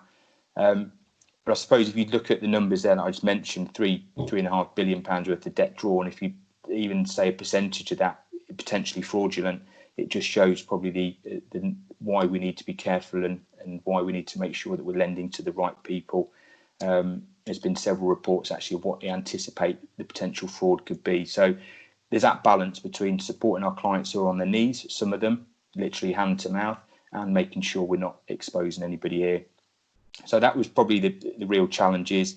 The other part, just briefly to mention, because this is online, as you can imagine from a banking perspective, we've got many clients who sort of have a complex mandate, as it were, so which basically means you need two to sign. And just actually, we got a proposition for them, and that's literally we're in the throes of sorting that out right now to make that money available to them. So just moving on to, I suppose, what we see going forward and our sort of appetite for lending. In the last 2 weeks, actually, has been the first 2 weeks where we've been allowed to, I say allowed, we've had the capacity to be able to look at new to bank propositions. Our existing clients who actually, they're financially sound, they've got the cash flow to get through a development, and they want to look at some more funding. It's only been the last couple of weeks we've actually been in that space to be able to look at those. And so, which is great, I suppose, from one perspective, because that means we're not getting back to clearly BAU just yet, but we're moving into that space. Our credit team, my team as well, have got the more resources now to get out there and start making things available to our clients. There's more experts on this call who I'd suggest what does it look like, but I think from a banking perspective, certainly the early signs of what we've been discussing, actually what does the future hold, we're not going to be sort of offering the highest loan to costs as any sort of lender would probably, as a clearing bank, will be in that position. But that allows us not to sort of retract any of our policy as well. So the early signs are that we're not going to be changing anything, but clearly we need to understand the operator, the location, as we normally would. We used to have sort of a rule of thumb that if the operator's got 10 years experience, then that would be great, because it used to made sure that they sort of bridge that gap from a sort of the financial crunch 2008 onwards. Clearly that's changed, and this current pandemic has thrown it all out the water, and we'll need to sort of start again. But it all does come down to that operator, the location.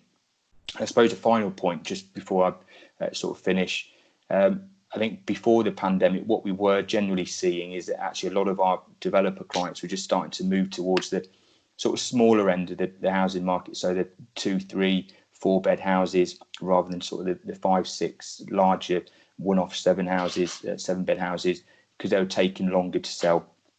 I suppose that was just a trend that we did see building up to this, and one that I think will probably continue. So I think that's probably all that I thought may be useful to share to give a bit of an idea. Obviously happy to take any questions if that helps. James, thank you. There are quite a lot of questions still coming in, but I am conscious of time too. Can I just think one thing that must be very difficult for you is how you would actually value an asset now if it's in certain, I don't know, is a 10th floor flat in London with no balcony and no garden worth what it was 6 months ago? Yeah, it's a difficult question, and that is probably, to be honest, what we're just starting to see now. So if you can imagine, we had a lot of in-flight cases where they come to a bit of a halt, and we're now just getting the money out the door to them now, because we're getting valuers who are able to go out there in some occasions. Now, what we're finding is, from a valuation perspective, it's difficult. From the value, we're not seeing any change, but we're seeing some within the valuation is a bit of a covenant, just to suggest actually we're in a bit of an unknown situation. I don't think drastically we're expecting, clearly this is my view and colleagues I speak to, but we're not seeing the indication that there's going to be a massive change. And we're hoping that V is pretty sharp and we come out pretty quickly. But who knows? And I suppose the next time we talk, over the next 2 or 3 months, we'll have a much greater indication of what property prices are doing. That's going to be a real key part. Hopefully we can get to the other side of it quickly, and we can keep that damage to a real minimum. Thank you, James. I guess moving away from residential, the challenge around valuing commercial and retail property might be even harder. Yeah, absolutely, and that is a challenge. And I think you've got some scenarios, retail, for example, where you can imagine the dangers of that. At the end of it, is there a tenant that's going to walk back into that door and turn the lights on?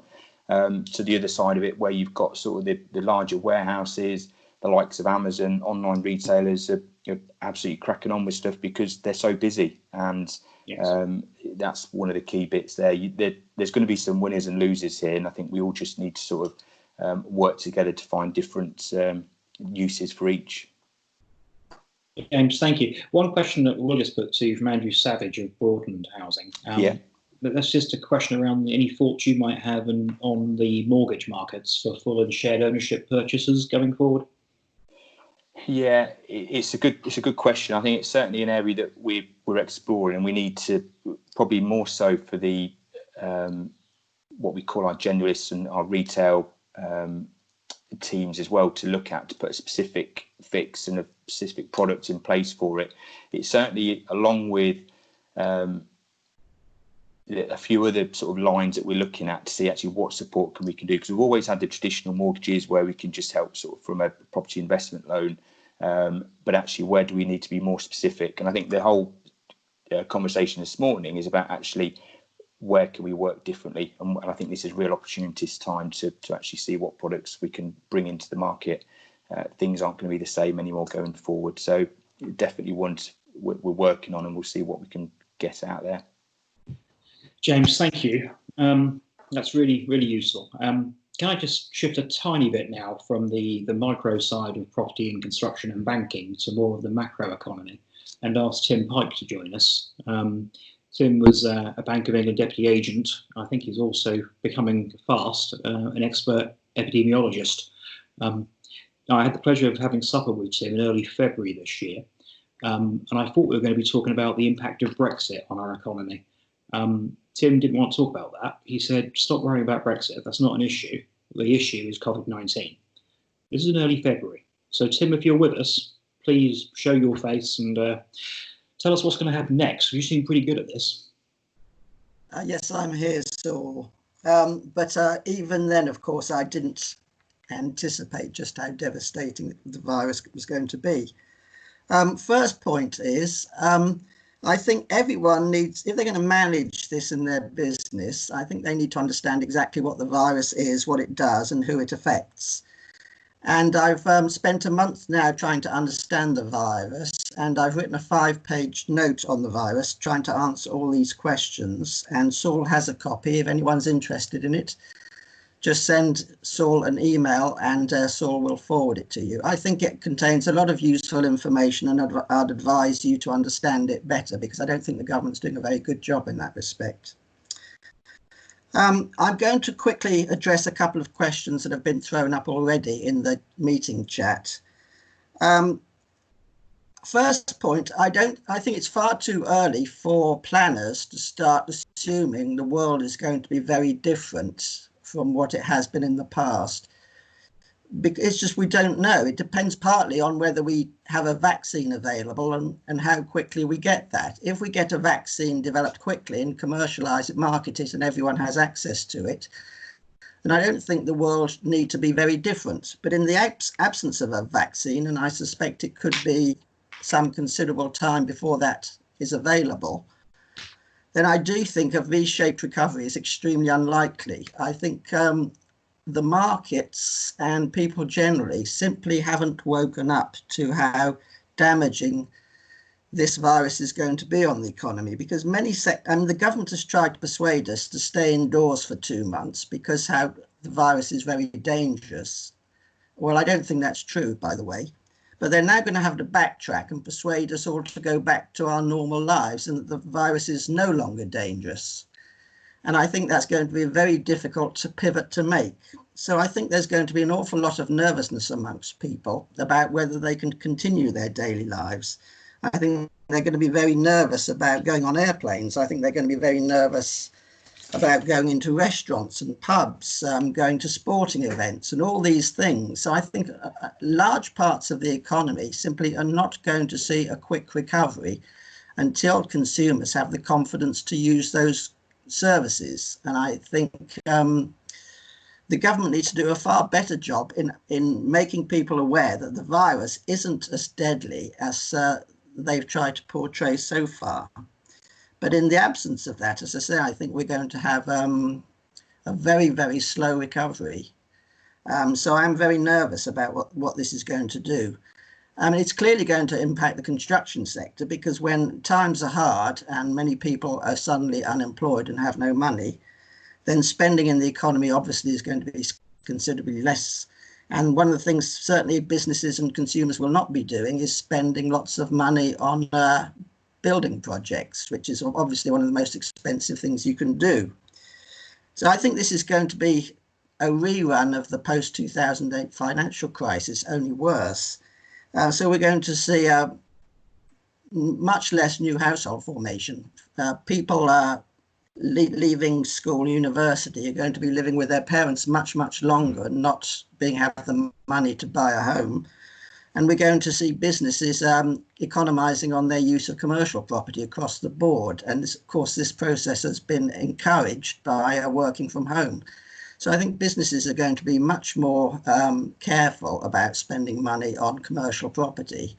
And so I think generally there's just going to be a decline in demand for new building across the board. And I think that's going to last for some time. My own view in a nutshell is that times are very uncertain. Much will depend on the pharmaceutical companies getting a vaccine to market quickly. And in the absence of that, I think we're going to see a prolonged downturn. And as I say, it would help if the government would be much more transparent and make people aware that actually this is a virus that mostly targets particular groups of people, the elderly and the unhealthy, and that apart from those groups, which don't account for a very large proportion of the population, then most people really won't be badly affected by the virus. As I say, my note goes into all the details of this, but one interesting statistic is that if you're healthy and aged 20 to 39, to date, the chance of you dying from this virus is 1 in 320,000. That's 3 people per million. So that is a tiny number of people who are losing their lives to this virus. And yet the government has asked us all to be locked down in our homes for 2 months, and that just seems disproportionate to me. Anyway, I think that's made the main points I want to make, Saul, but if you've got any questions, please fire away. Well, so let me just catch a couple. You've avoided using the term herd immunity. Yeah. I'm not sure if we banned that phrase or not, but what is your view on that alternative strategy? Yes, so Sweden is the famous example of a country that early on decided that it could not contain this virus. The virus was going to spread through the population as all viruses do. And in that situation, there are 2 ways by which the virus is controlled. One is developing a vaccine, and as I said, that's not going to happen probably anytime soon. The other is you simply allow enough people to become infected and to develop their own immunity to the virus. And epidemiologists had assumed that it requires about 2/3, 50% to 2/3 of the population to get the virus before herd immunity is developed. And at that level of infection and the probability of dying once you've been infected, then the concern was that very large numbers of people were going to die, and that's why this government changed course. Sweden is finding, however, that in fact herd immunity may well be developed after about 20–25% of the population have had the virus, and indeed Stockholm is at that number now. And you're seeing a collapse in new cases and deaths in Stockholm because it looks as if herd immunity has already been reached. And the reason it's been reached so quickly, of course, is because they didn't lock down the population. So people were interacting with one another normally, and they were infecting one another normally. And most people were fine with that. For most people, there were no symptoms and they were asymptomatic. It's just a small minority of people in the 2 categories I've said, the unhealthy and the elderly, who have been affected. Anyway, so unfortunately, we're nowhere near herd immunity because we've been locked down. And that means I suspect that the virus is going to be around for longer in the UK than it is going to be in Sweden.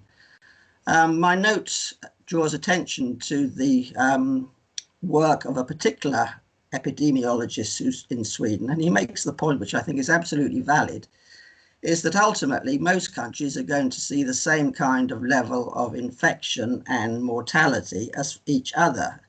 The only difference is that in Sweden that effect will have been experienced quickly and they can then normalise their economy and life again.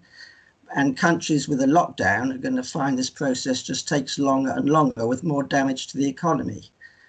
So I think it's herd immunity is the way to go. We need, given that it may be only about 25% of the population who needs to be infected before herd immunity is reached, we need to reach that number as soon as possible. So we don't want to be encouraging people to be locked down. We just need to protect the vulnerable. Tim, that's fascinating. Thank you. I will share the paper with anybody who asks. One final point I just put to you, which is a bit more back on the economy and the response to this. You'll have views on whether there's going to be a second or a third wave, whether it will be as bad or more serious. But one economic response would be to actually have negative interest rates, as now being suggested by your previous employer. Is that realistic? Is that plausible? Yes, right. So I've been discussing negative interest rates with some people this morning, and I don't think people fully understand what negative interest rates are. Negative interest rates is simply the rate that the Bank of England pays to commercial banks to hold reserves at the central bank. It doesn't relate to you or I in any shape or form.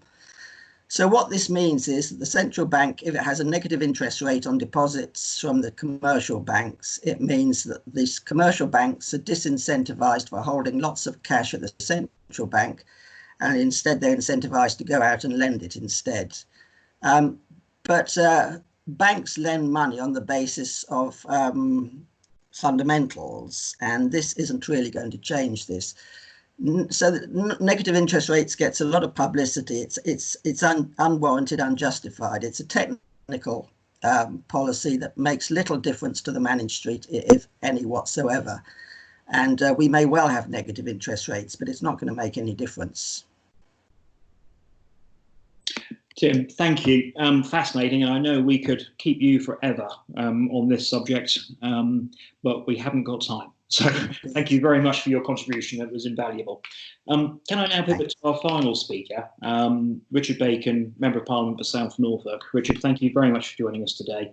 You've been saved for last for two reasons. One, you were giving a history lecture at the very start, where you could have been the keynote speaker at the beginning of this address, but instead you've got the duty of wrapping this all up before we move to the support that is available from New Anglia Lep with any final Q&A. But if I can give you the floor, Richard. Thank you. Can you hear me? Excellent. Yes, I'm very sorry not to have joined the beginning. It seems particularly rich and rude to be to have agreed to be one of the speakers when I wasn't present at the very beginning. And I'm particularly vexed not to have heard what Gail Mayhew had to say.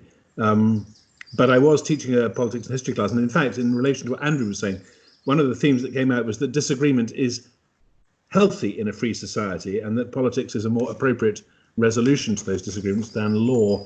Although I fear that some people will treat this as an opportunity for litigation. I hope we do, to use Kerry, I think it was Kerry's response, find a system response to this whole thing that avoids that as much as possible. Because it seems to me, and I was very interested to hear what Tim had to say, and I hope that you will be circulating that paper. I'd be fascinated to read it.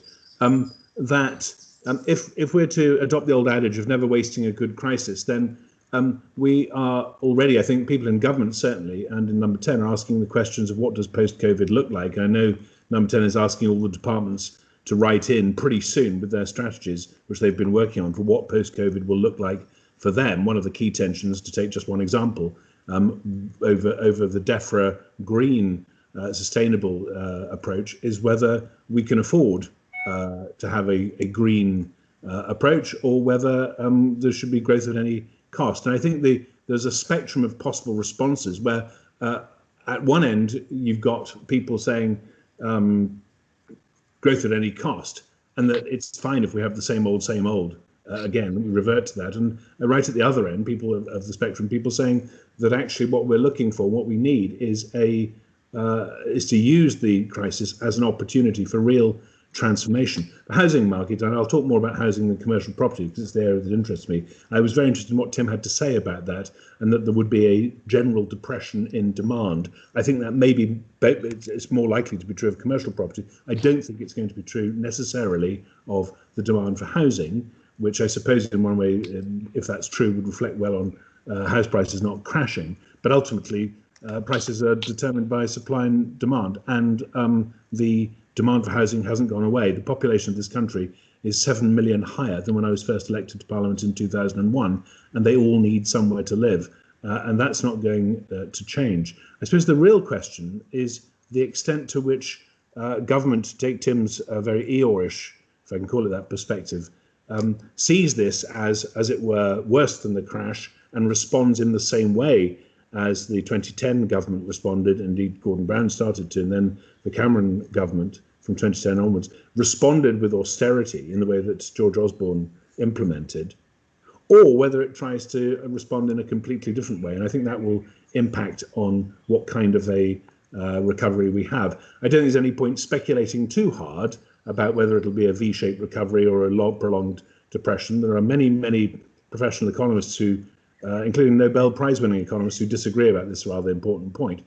But I think it does come down to some extent to one's own attitude, and on the Eeyore to Tigger spectrum, doubtless Tim is much more nearer to the Eeyore end of things, and the current Prime Minister much more towards the Tigger end. But it's also true that responses can change because of people's attitudes and how they behave. The current issue in relation to housing is that we have a housing system, a housing model, titled by the government in the Housing White Paper in 2017, broken, fixing our broken housing market, the White Paper was called, which fundamentally hasn't changed. It's dominated on the one hand by a small number of very large companies who build when and only when it is sufficiently profitable to do so, and on the other hand by a number of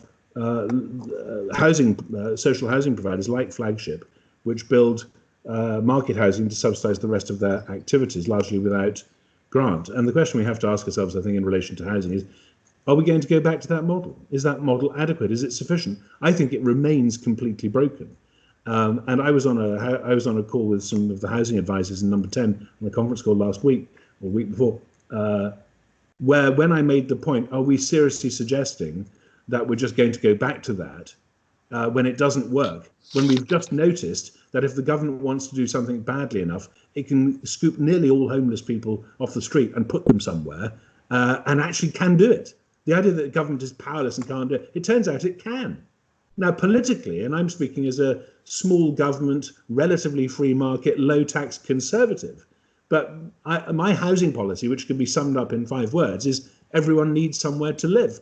And the fact is we now have in the Conservative Parliamentary Party a corpus of members of Parliament from constituencies that used to represent the Labour heartlands, but now don't, obviously because of the Brexit issue, primarily, where a lot of voters were very, very angry. And so the centre of gravity inside the Parliamentary Party and in the Conservative Party has changed. We're not going to be getting free market Washington consensus solutions. We're going to be getting governments here to look after you and help you and protect you.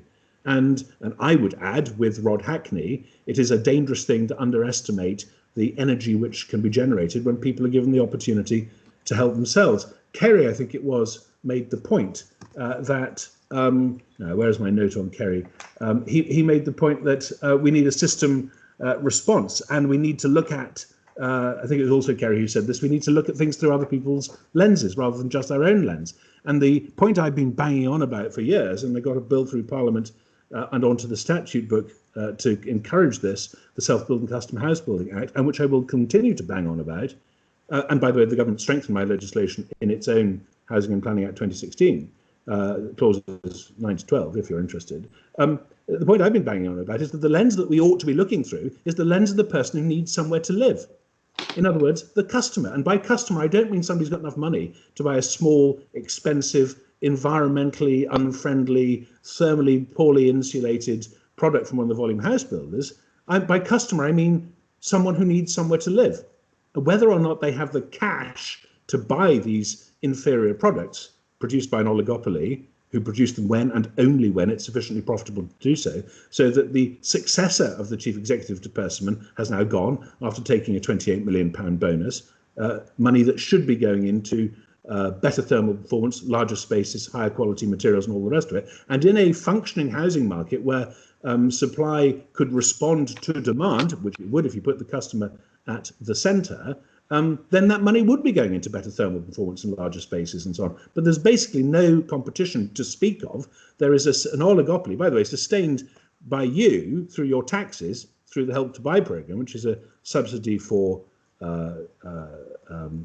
demand, when actually what we want is a subsidy for supply, which is why I managed to get into the Conservative manifesto that Help to Buy should be extended to people who want to build their own houses. So at least when we are spending your taxes, we're doing it on increasing supply, which will dampen house price increases. But we actually need, I think, a much more thorough overhaul of the system. And I would put at one end of the spectrum the same old, same old. At the other, I would put, as it were, the view of the Building Better, Building Beautiful Commission, of which, of course, Gail was one of the commissioners, and I was pleased to be at the launch and see her there. And the closer you get to that end of the spectrum, the closer you get to what Chris Leeming was talking about when he was talking about placemaking.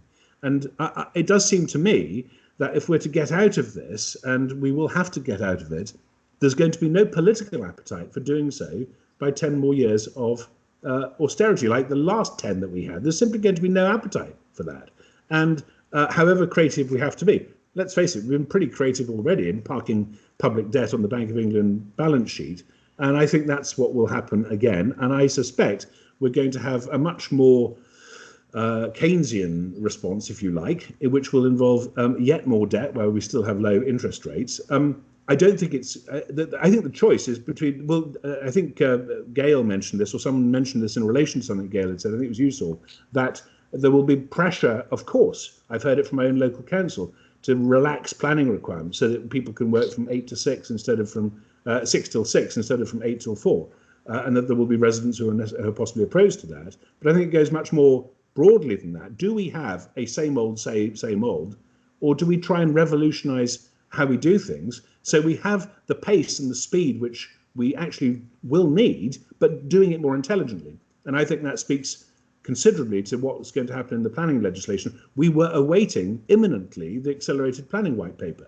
And when I first met Robert Jenrick in his new capacity as Secretary of State, after he became Secretary of State last summer, to brief him on it, he wasn't even, his officials were getting annoyed with him because he was telling me in the meeting quite sort of candidly, oh yes, we're going to have a planning white paper. And they hadn't even announced it yet, that they were going to do it.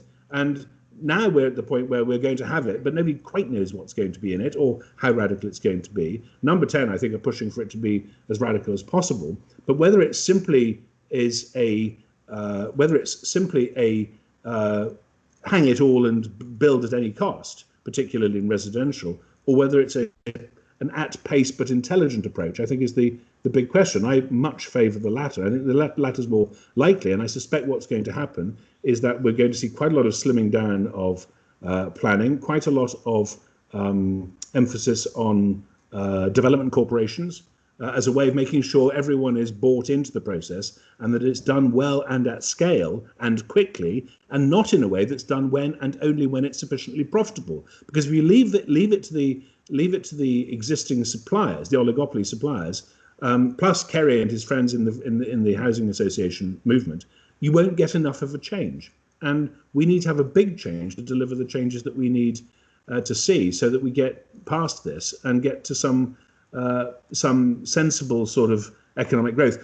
One of the important points I think that's perhaps not been mentioned, but is critical, and forgive me if it was, but I didn't hear it earlier. It's not merely, of course, government. It's not merely, of course, the private sector and indeed local government that is facing a huge drop in its income. Central government itself is facing a huge drop in its income, and I think one of central government's biggest priorities will be to shape and design and do everything to drive and influence a recovery that increases government income as fast as possible as well. And one obvious way to do that is if you're building better, healthier houses, you'll have lower pressures on the NHS. There's very clear evidence of a link between building better houses and fewer demands on the NHS and fewer respiratory problems and and so on. But it'll go much further than that. Someone, I think it was Saul, asked if I'd touch on the one public estate. We have got huge amounts of public land now, which nearly 1/3 of all the possible available building land at the moment is actually owned by the public sector. We could be using that very creatively. Under the legislation, associations of individuals could include NHS nurses or the directors of a trust, of an NHS trust, and they could be using NHS land to provide housing for nurses, built, commissioned by the nurses, as it were, or the junior doctors, or whoever it is in the NHS, or the paramedics, for that matter, or the ancillary workers in the hospital, to their own design, but then rented socially and lessened until they are in a position or want to take ownership or part ownership of that. We could be doing the same with the governors of high schools, looking to use a house as a recruitment and retention tool to get maths and science teachers, and indeed other teachers, into difficult to fill places in rural areas, because many teachers, when they're freshly trained, prefer the glamour of a big city to what they sometimes regard as a sleepy rural area. And even though many of us who live in rural areas know that quality of life is outstanding, I suspect there will be a bit of pressure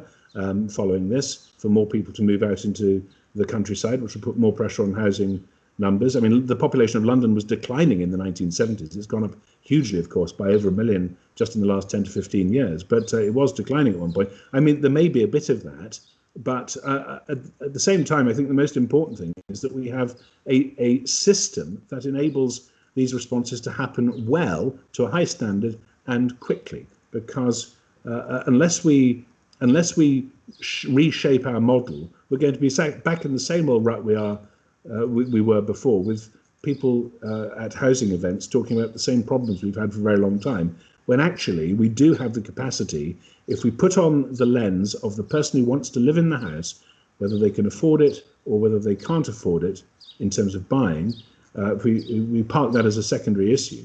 If we put on the lens of the person who needs somewhere to live, the customer who needs a dwelling, we can transform how we do housing in this country and create much better places, and turn planning into what it should be, a profession where the people involved in it are people who make great places.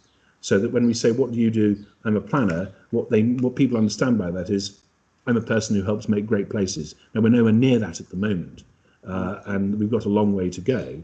And the fact that the Building Better, Building Beautiful Commission has been so rapidly and thoroughly endorsed by government, the fact that Robert Jenrick came to the launch with Nick Boyce-Smith and Gale and others and immediately responded, and the Commission report, which I recommend you to read, is very clear that this idea of beauty should not be an adjunct. It's not something to tack on. If you want really to transform how we do things, it should be integral to how we do things, and you'll get better quality, better responses, and ultimately, as a result of all that, better lives. Richard, what a lovely. Thank you. There's been a lot of additional information going through the chat. Probably too much to capture at this moment, all in one go. Don't worry too much, Richard. It's all been very supportive. I'll happily go through it with you offline, and yeah, we'll probably pick up some of those technical points offline after, if that's okay. But one or two more general issues.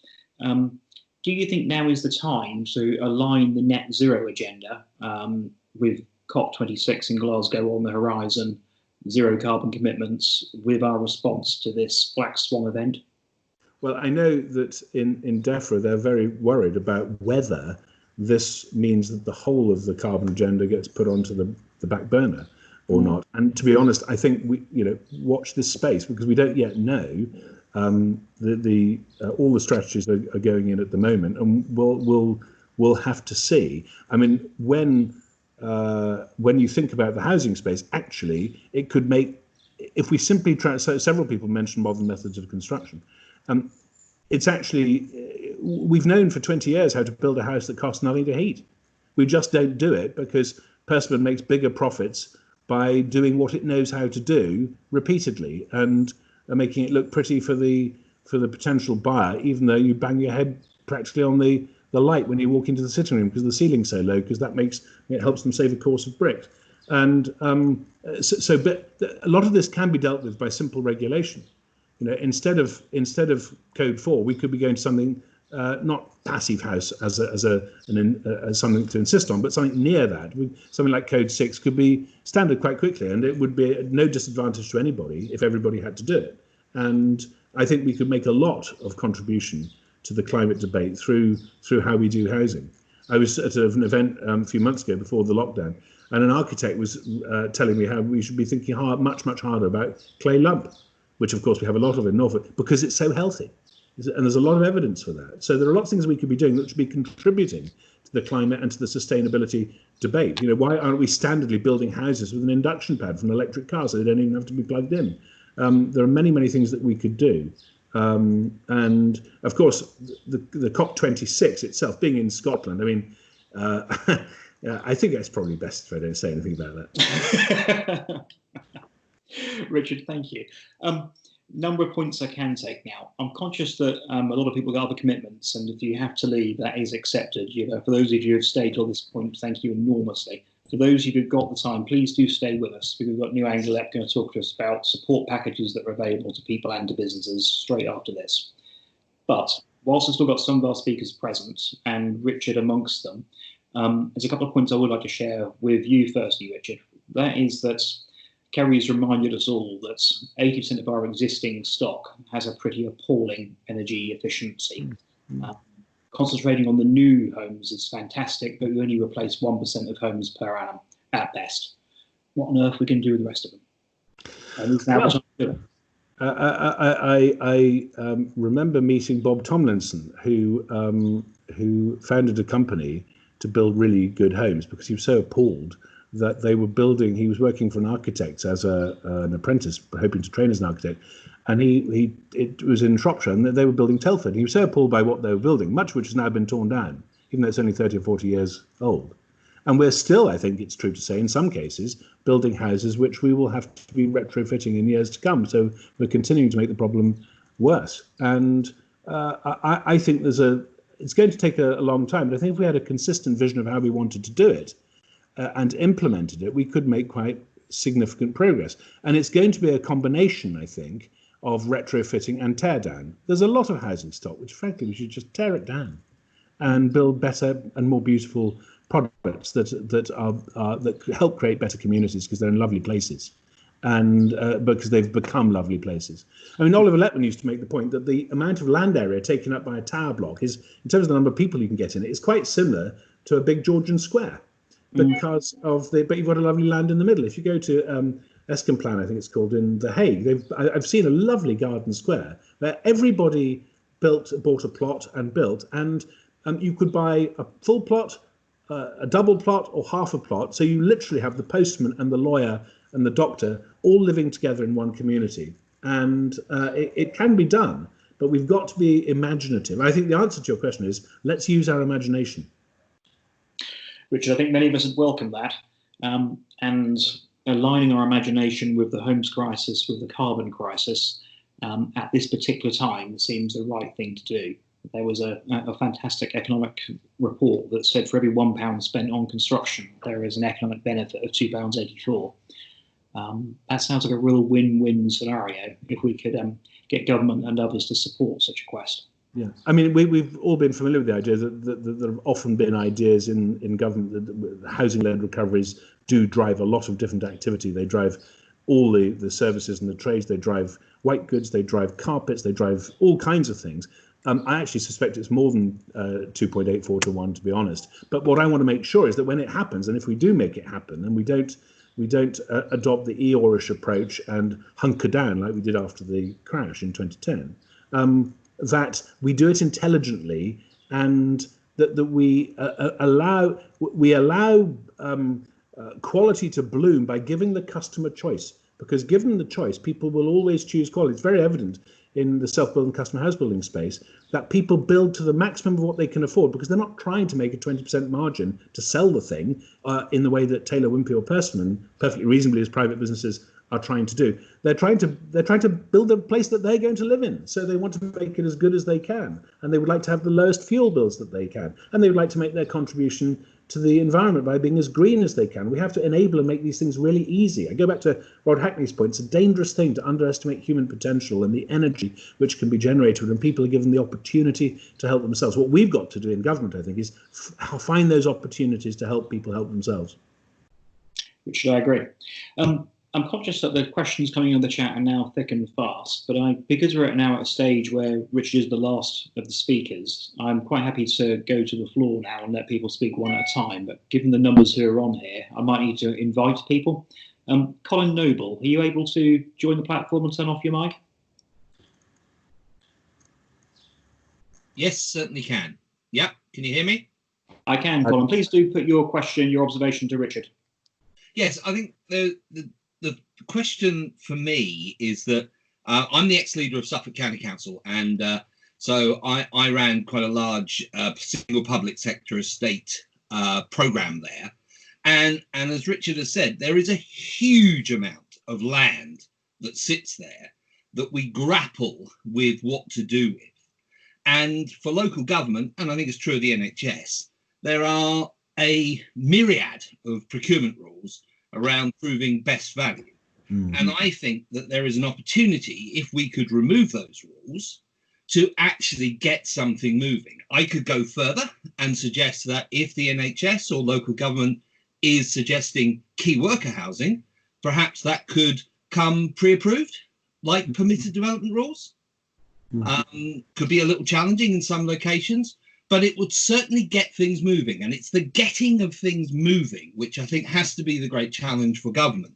Now, in my business, Future Built, we work with a number of financiers, banks, and various others, and there is a huge appetite to work with local government, fairly blue chip, NHS, even more blue chip, to come up with financial models whereby you could build schemes out that could provide key worker housing, could provide mixed tenure housing, and because the yields that they are accepting are so low, over 30, 40, 50, 60 years, there is a huge amount of money. When I say huge, I know of funds. One we're working with is $500 million, another one is $750 million, and they would love to be able to have those long-term relationships to build this housing. But one of the great challenges is the planning system, but it's also the legislation, not just about the planning laws, but exist around local government and the NHS at this precise minute. So changing the planning laws without addressing some of those fundamentals to allow local councils to do this is very difficult. Having said that, it comes at the same time as local council finances have never been under more scrutiny. There is a lot of criticism of some of the more adventurous investment models that some councils have run.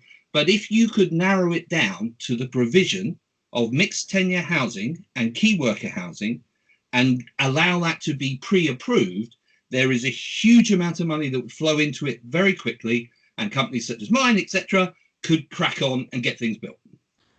Well, I agree with a great deal of that. And of course, once you've said mixed housing for key workers, there's no reason why you can't extend it to all kinds of other categories. You know, the 34-year-old who's still living at home because he can't afford to buy a house, even though he's got a full-time job. And I've met such people, or actually his mother, on a doorstep in an election. And, you know, we need to sweep all that away. And I don't think we're going to get the kind of response we need just by a bit more tweaking. And I think there is an appetite now. I think Robert Jenrick is quite a radical, and they're certainly radical in number 10 on this.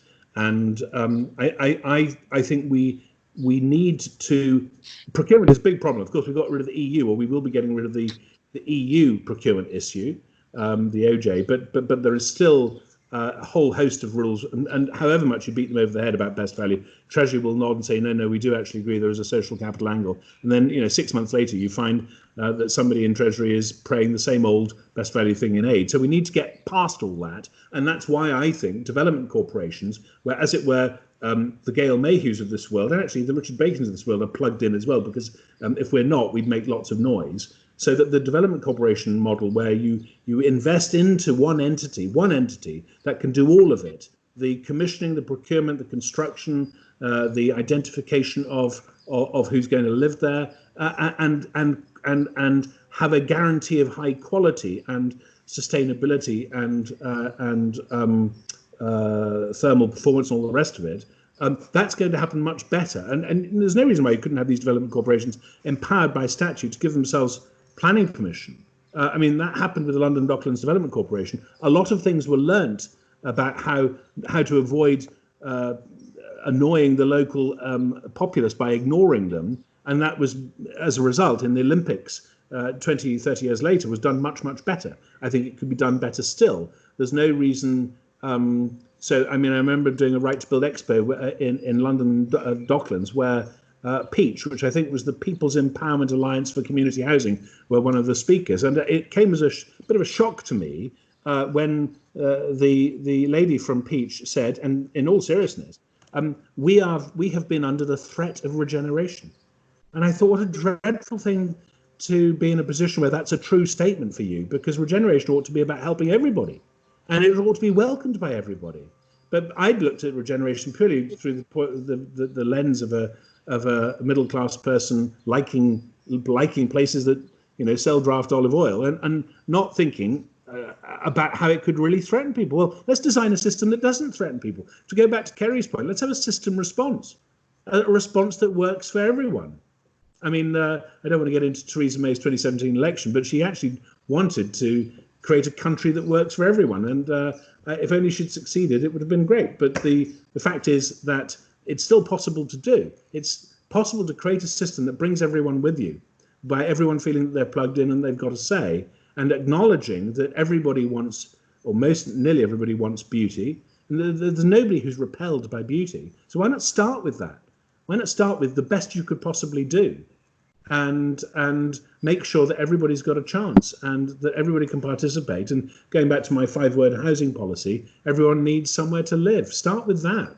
And I do think that the homelessness thing, I think it was Shelter that called it a landmark moment, is actually very important, because it shows what can be done when we're desperate enough. Well, we ought to be desperate enough and angry enough about things as they are now, as they've been over the last 10 to 30 years, and how a whole generation's been priced out. And it's going to take us, 10 to 20 years to get out of this problem.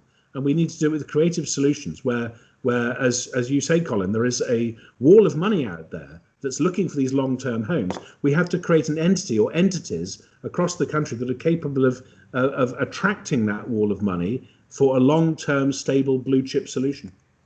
Richard, thank you. And good question, Colin. I was expecting that from you.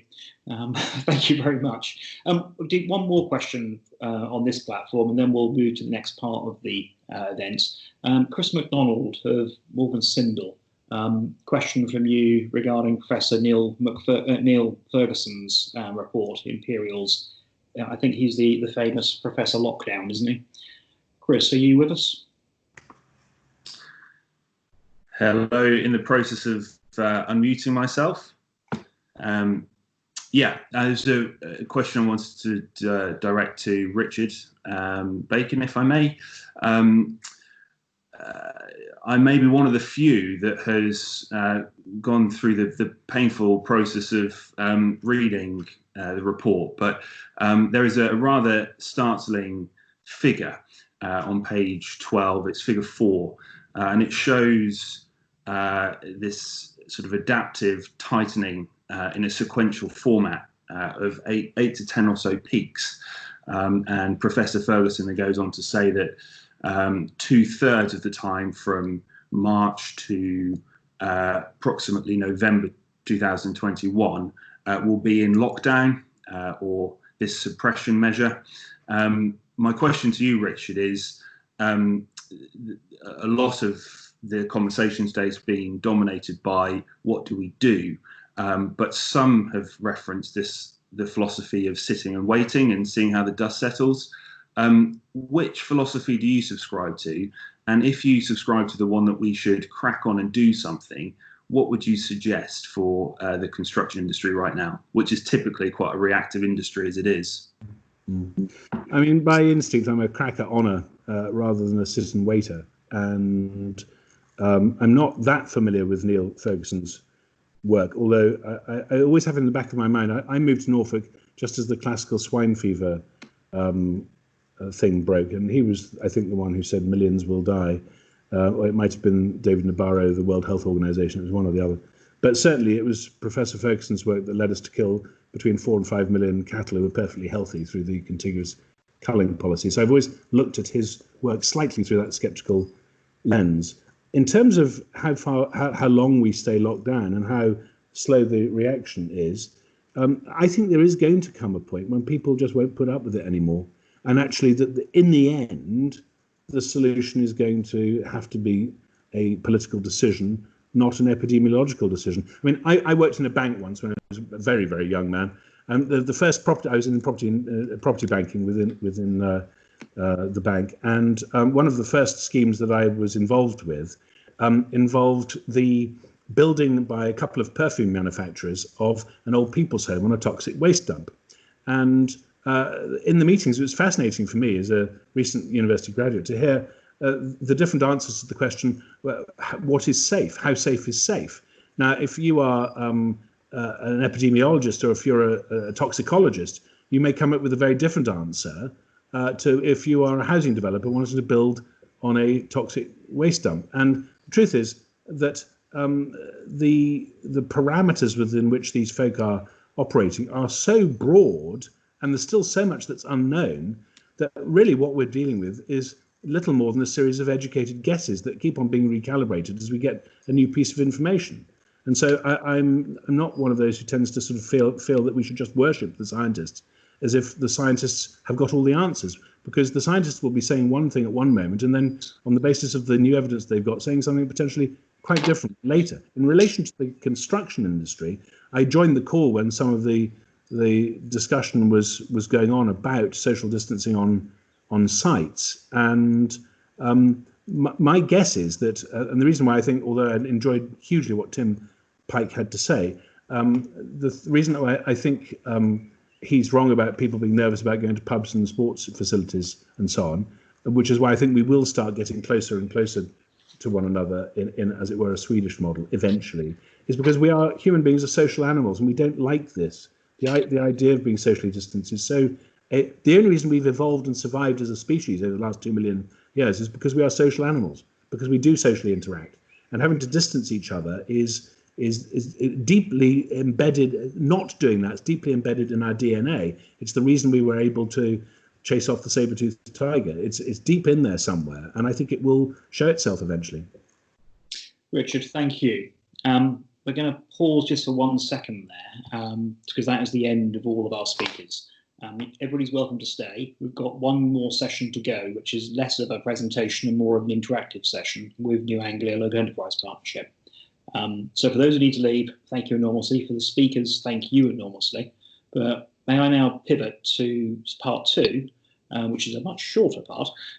James Allen and Jason Middleton of New Anglia Local Enterprise Partnership to talk to us about the support that's available to business and to people as this pandemic plays out. Thank you. Hi, Sol. Thank you, everyone. I'm going to do, you've said about we're not going to do presentations, but I'm actually going to do a very quick PowerPoint presentation because there's a few key points. And I will send this across to Kate so Katie can save this, share this with you. So I'm just going to go on to share screen onto PowerPoint. That's not very good. Hang on, let's turn that off. No, that's not my PowerPoint. Very happy to read it though. Is it of interest? Absolutely. I have no idea where that's come from. Technologies. Here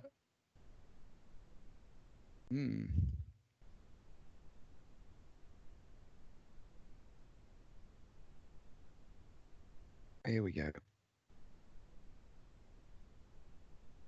Much better. Well done. Now it's gone. I think we're having a glitch with Outlook today. This worked perfectly this morning. Well, Jason, how much of it can you remember? I know the LEP has been doing some fantastic work in trying to support countless businesses and individuals during this time. Now, is that working? Yes, it is. Brilliant. Right.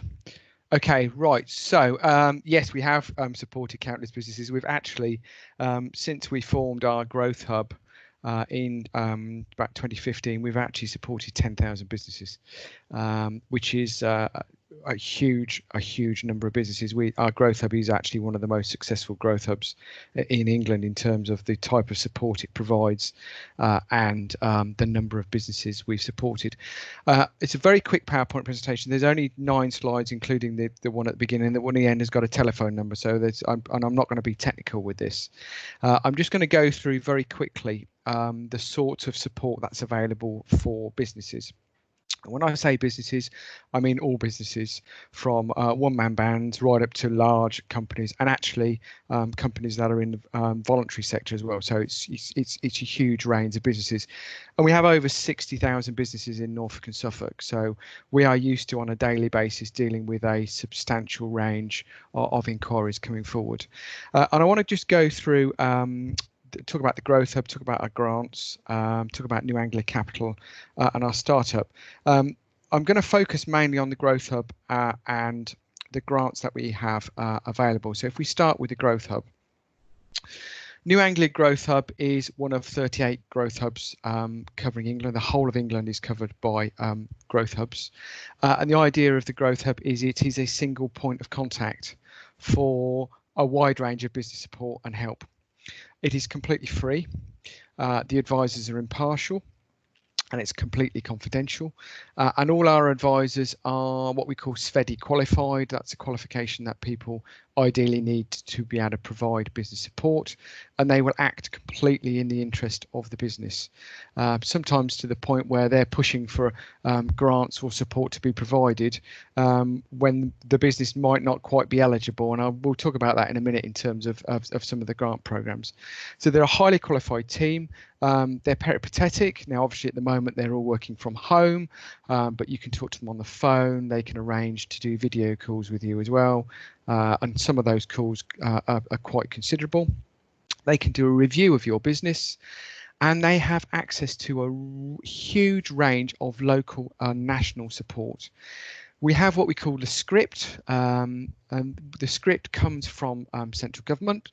So departments such as BEIS, CLG, DEFRA, whole range of government departments send us information on a daily basis, and with COVID-19 there's a huge amount of information we've been receiving, and our comms team work with us in the business support team and our growth hub colleagues to actually ensure that that information is available to all of those advisors, so when they're dealing with inquiries they have access to the very latest information and support, and that's really, really important. So the sorts of things people may wish to contact our growth hub about: access to finance through loans on grants. They can also access support through our New Anglia Capital investment program, and there are a wide range of loans and grants available, and we do work very closely with the high street banks as well as other financial organisations to provide as much support as we possibly can, and at all times we will advise the business what is most suitable for their needs at that particular time. We can offer support and access to mentoring to help businesses more quickly. We can help businesses with skills, and we actually have 2 dedicated skills advisors who can talk to businesses to help them identify what their skills needs are and help find the training and support that those individuals with those businesses need to unlock their full potential. We can provide guidance on premises and incubator space. So, for example, we have our enterprise zones across Norfolk and Suffolk, and the Growth Hub is a good way of finding out information about our enterprise zones. And that they also talk with our inward investment team who are based within the LEP. And then finally, we have our Scale Up New Anglia. I myself am a Scale Up ambassador, and this is essentially where we try and identify and help businesses with the highest growth potential, and we provide them with more dedicated one-to-one specialist advice to help unlock that potential. So I'm just going to talk to you about 4 of our grant schemes very, very quickly. I've tried to keep this as simple as possible. So the LEP themselves, we offer grants between £1,000 and £500,000 through 4 schemes. The first is our small grant scheme.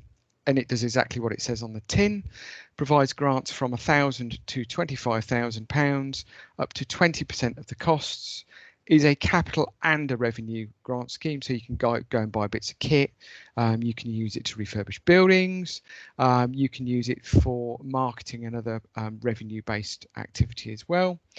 It's largely there to support business growth, but obviously in the current climate we are flexing the rules as much as we possibly can, and it's a very simple application process. The application process literally takes days, and I'm not making this up. We have had applications come in on a Monday, and by a Friday a business has the offer letter, and then in the coming weeks they've been able to buy the bits of kit and then claim the money back. It's a very, very simple process. The next one is the sort of the bigger brother or sister of the small grant scheme, which is our Growing Business Fund, and this is our oldest grant scheme. This has been around since 2013. This provides grant between £25,000 and £500,000, again at 20% of the project costs, but this is a capital only grant scheme. We have seen a number of investments through this scheme which are building and construction related, both as construction companies but also businesses that are looking to expand in terms of their operations. So we've contributed towards buildings, etc. Again, it's there to support business growth, but we're doing whatever we can in the current climate to flex the rules of the scheme. This process or approvals for this grant scheme takes a little bit longer because of the values. The due diligence is a little bit more robust, and this takes a matter of weeks. We are talking weeks rather than months though for Growing Business Fund applications. And then the third scheme, and this is a recently launched scheme. This scheme is about a month old. This is our Growth Through Innovation Fund. It's essentially the R&D or innovation version of the small grant scheme. So it's £1,000 to £25,000. Because of the risks associated with innovation and research and development, it's a 50% intervention rate. So it can pay up to half the costs of your activity. Again, it's capital and revenue, and it's there, as I've said, to support and accelerate innovation and research and development within businesses. And when we talk about innovation and research and development, we're not just talking about computers and iPhones and sort of geeky electronics things. It might be introducing new processes. It might be introducing new construction systems. It's innovation and research and development in its broadest of sense, because we actually want to support as many businesses as possible. Again, a simplified application process, approval in days. It's actually the same application form as the small grant scheme. We've tried to minimise paperwork and keep things simple. And then the last grant scheme, and this is a brand new scheme. This scheme is about 10 days, 2 weeks old. This is our business resilience and recovery scheme, and this is part of the LEP's response to the COVID-19 situation. This provides grants between 25 and 50,000. It's up to 50% intervention. They're capital grants. However, with this grant scheme, you can also access support for consultancy. So you can go and talk to our Growth Hub colleagues. They can identify and work with you to identify what your needs are. We've then got a number of organisations that we can bring in to provide you with some consultancy if that's appropriate. And then you can move forward in parallel with that process to apply for a grant. It's there. It's there as it says on the tin. It's about resilience. It's about recovery. So you may be needing to buy new bits of kit to change the way your business is working because of the impact of the pandemic. You may see opportunities around COVID-19. So there may be things you want to buy to help through that recovery stage. And again, it's a simplified application process.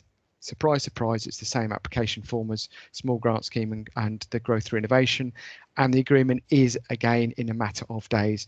And we are seeing the first applications of this scheme going. In fact, we've approved several now, and the application process is probably quicker than all the other schemes. It is a couple of days for approval. Now, the one takeout of today that I'd like you to remember is this telephone number, 0300 333 6536. This is the Growth Hub's telephone number. For whatever your business needs are, whatever support you're looking for, I thoroughly recommend you give these people a ring. They're really good. If they don't know, they will say, I'm not sure, I will go and find out. Even if you think you know what you need to be doing in the current climate, please give them a call, because they can act as a sounding board to make sure that you're investing your time and resources in the right way. They've got access to the full scripts that we get from government. So with businesses now returning, as we're seeing some of the lockdown measures being eased, they've actually got access to the scripts for particular business types, so they can actually guide you and help you through the do's and don'ts as part of that return to work and recovery process. I'm going to shut up now because I know we're running slightly behind, but I'd be happy to take any questions you may have. Jason, thank you. Just a couple of things I could probably add, which hopefully you'll forgive me for. One is I'm conscious this is Mental Health Week, and yes, there are a lot of people who perceive that this particular challenge is going to make that issue even worse. And I'm afraid in construction, we've got a pretty poor record of dealing with mental health, although there's a lot of companies and colleagues now who are doing an awful lot to correct that. But I know New Anglia LEP have a particular signposting support structure in place for yes. that too. Mental health is something, again, it's the Growth Hub. The Growth Hub have got access to a wide range of support services that they can pass people on to. I didn't say earlier, but one of the things that the Growth Hub have been dealing with is there's been some quite harrowing calls and some really difficult situations. So, you know, if you're not sure, if you're feeling that as an individual or as a business you need help around mental health issues, please talk to the Growth Hub. The other thing I wanted to talk to you about was things like R&D tax credits. The Growth Hub are used to advising individuals and businesses around things like R&D tax credits. So, for example, can you use R&D tax credits as match funding for the grants? Yes, you can, but you obviously need to do things in the right order. Once your R&D tax credits is in your bank account, it then essentially becomes your money. So one of the things the Growth Hub are really good is actually talking through you the order of things that you need to be doing, so you can really maximise those opportunities. Right. Well, Jason, thank you. It's a big subject, and I just huge thanks to you all for what you're doing at the LEP. I can't imagine how busy you've been over the last 8 weeks. It's been very busy, yes. And the Growth Hub team have all now obviously gone for remote working, and actually want to thank some of our colleagues in the enterprise advisor network who have also become Growth Hub advisor. We increased the number of staff by 9 people. To give you an idea, we normally take about 250 calls a month. The Growth Hub is taking well over 1,000 calls a month, and that's without the emails as well. So they're doing a really good job. And please share that telephone number with as many people as you can, because we want to get to and support as many businesses as we possibly can. Got it, Jason. 0300 333 6536. Perfect. Thank you.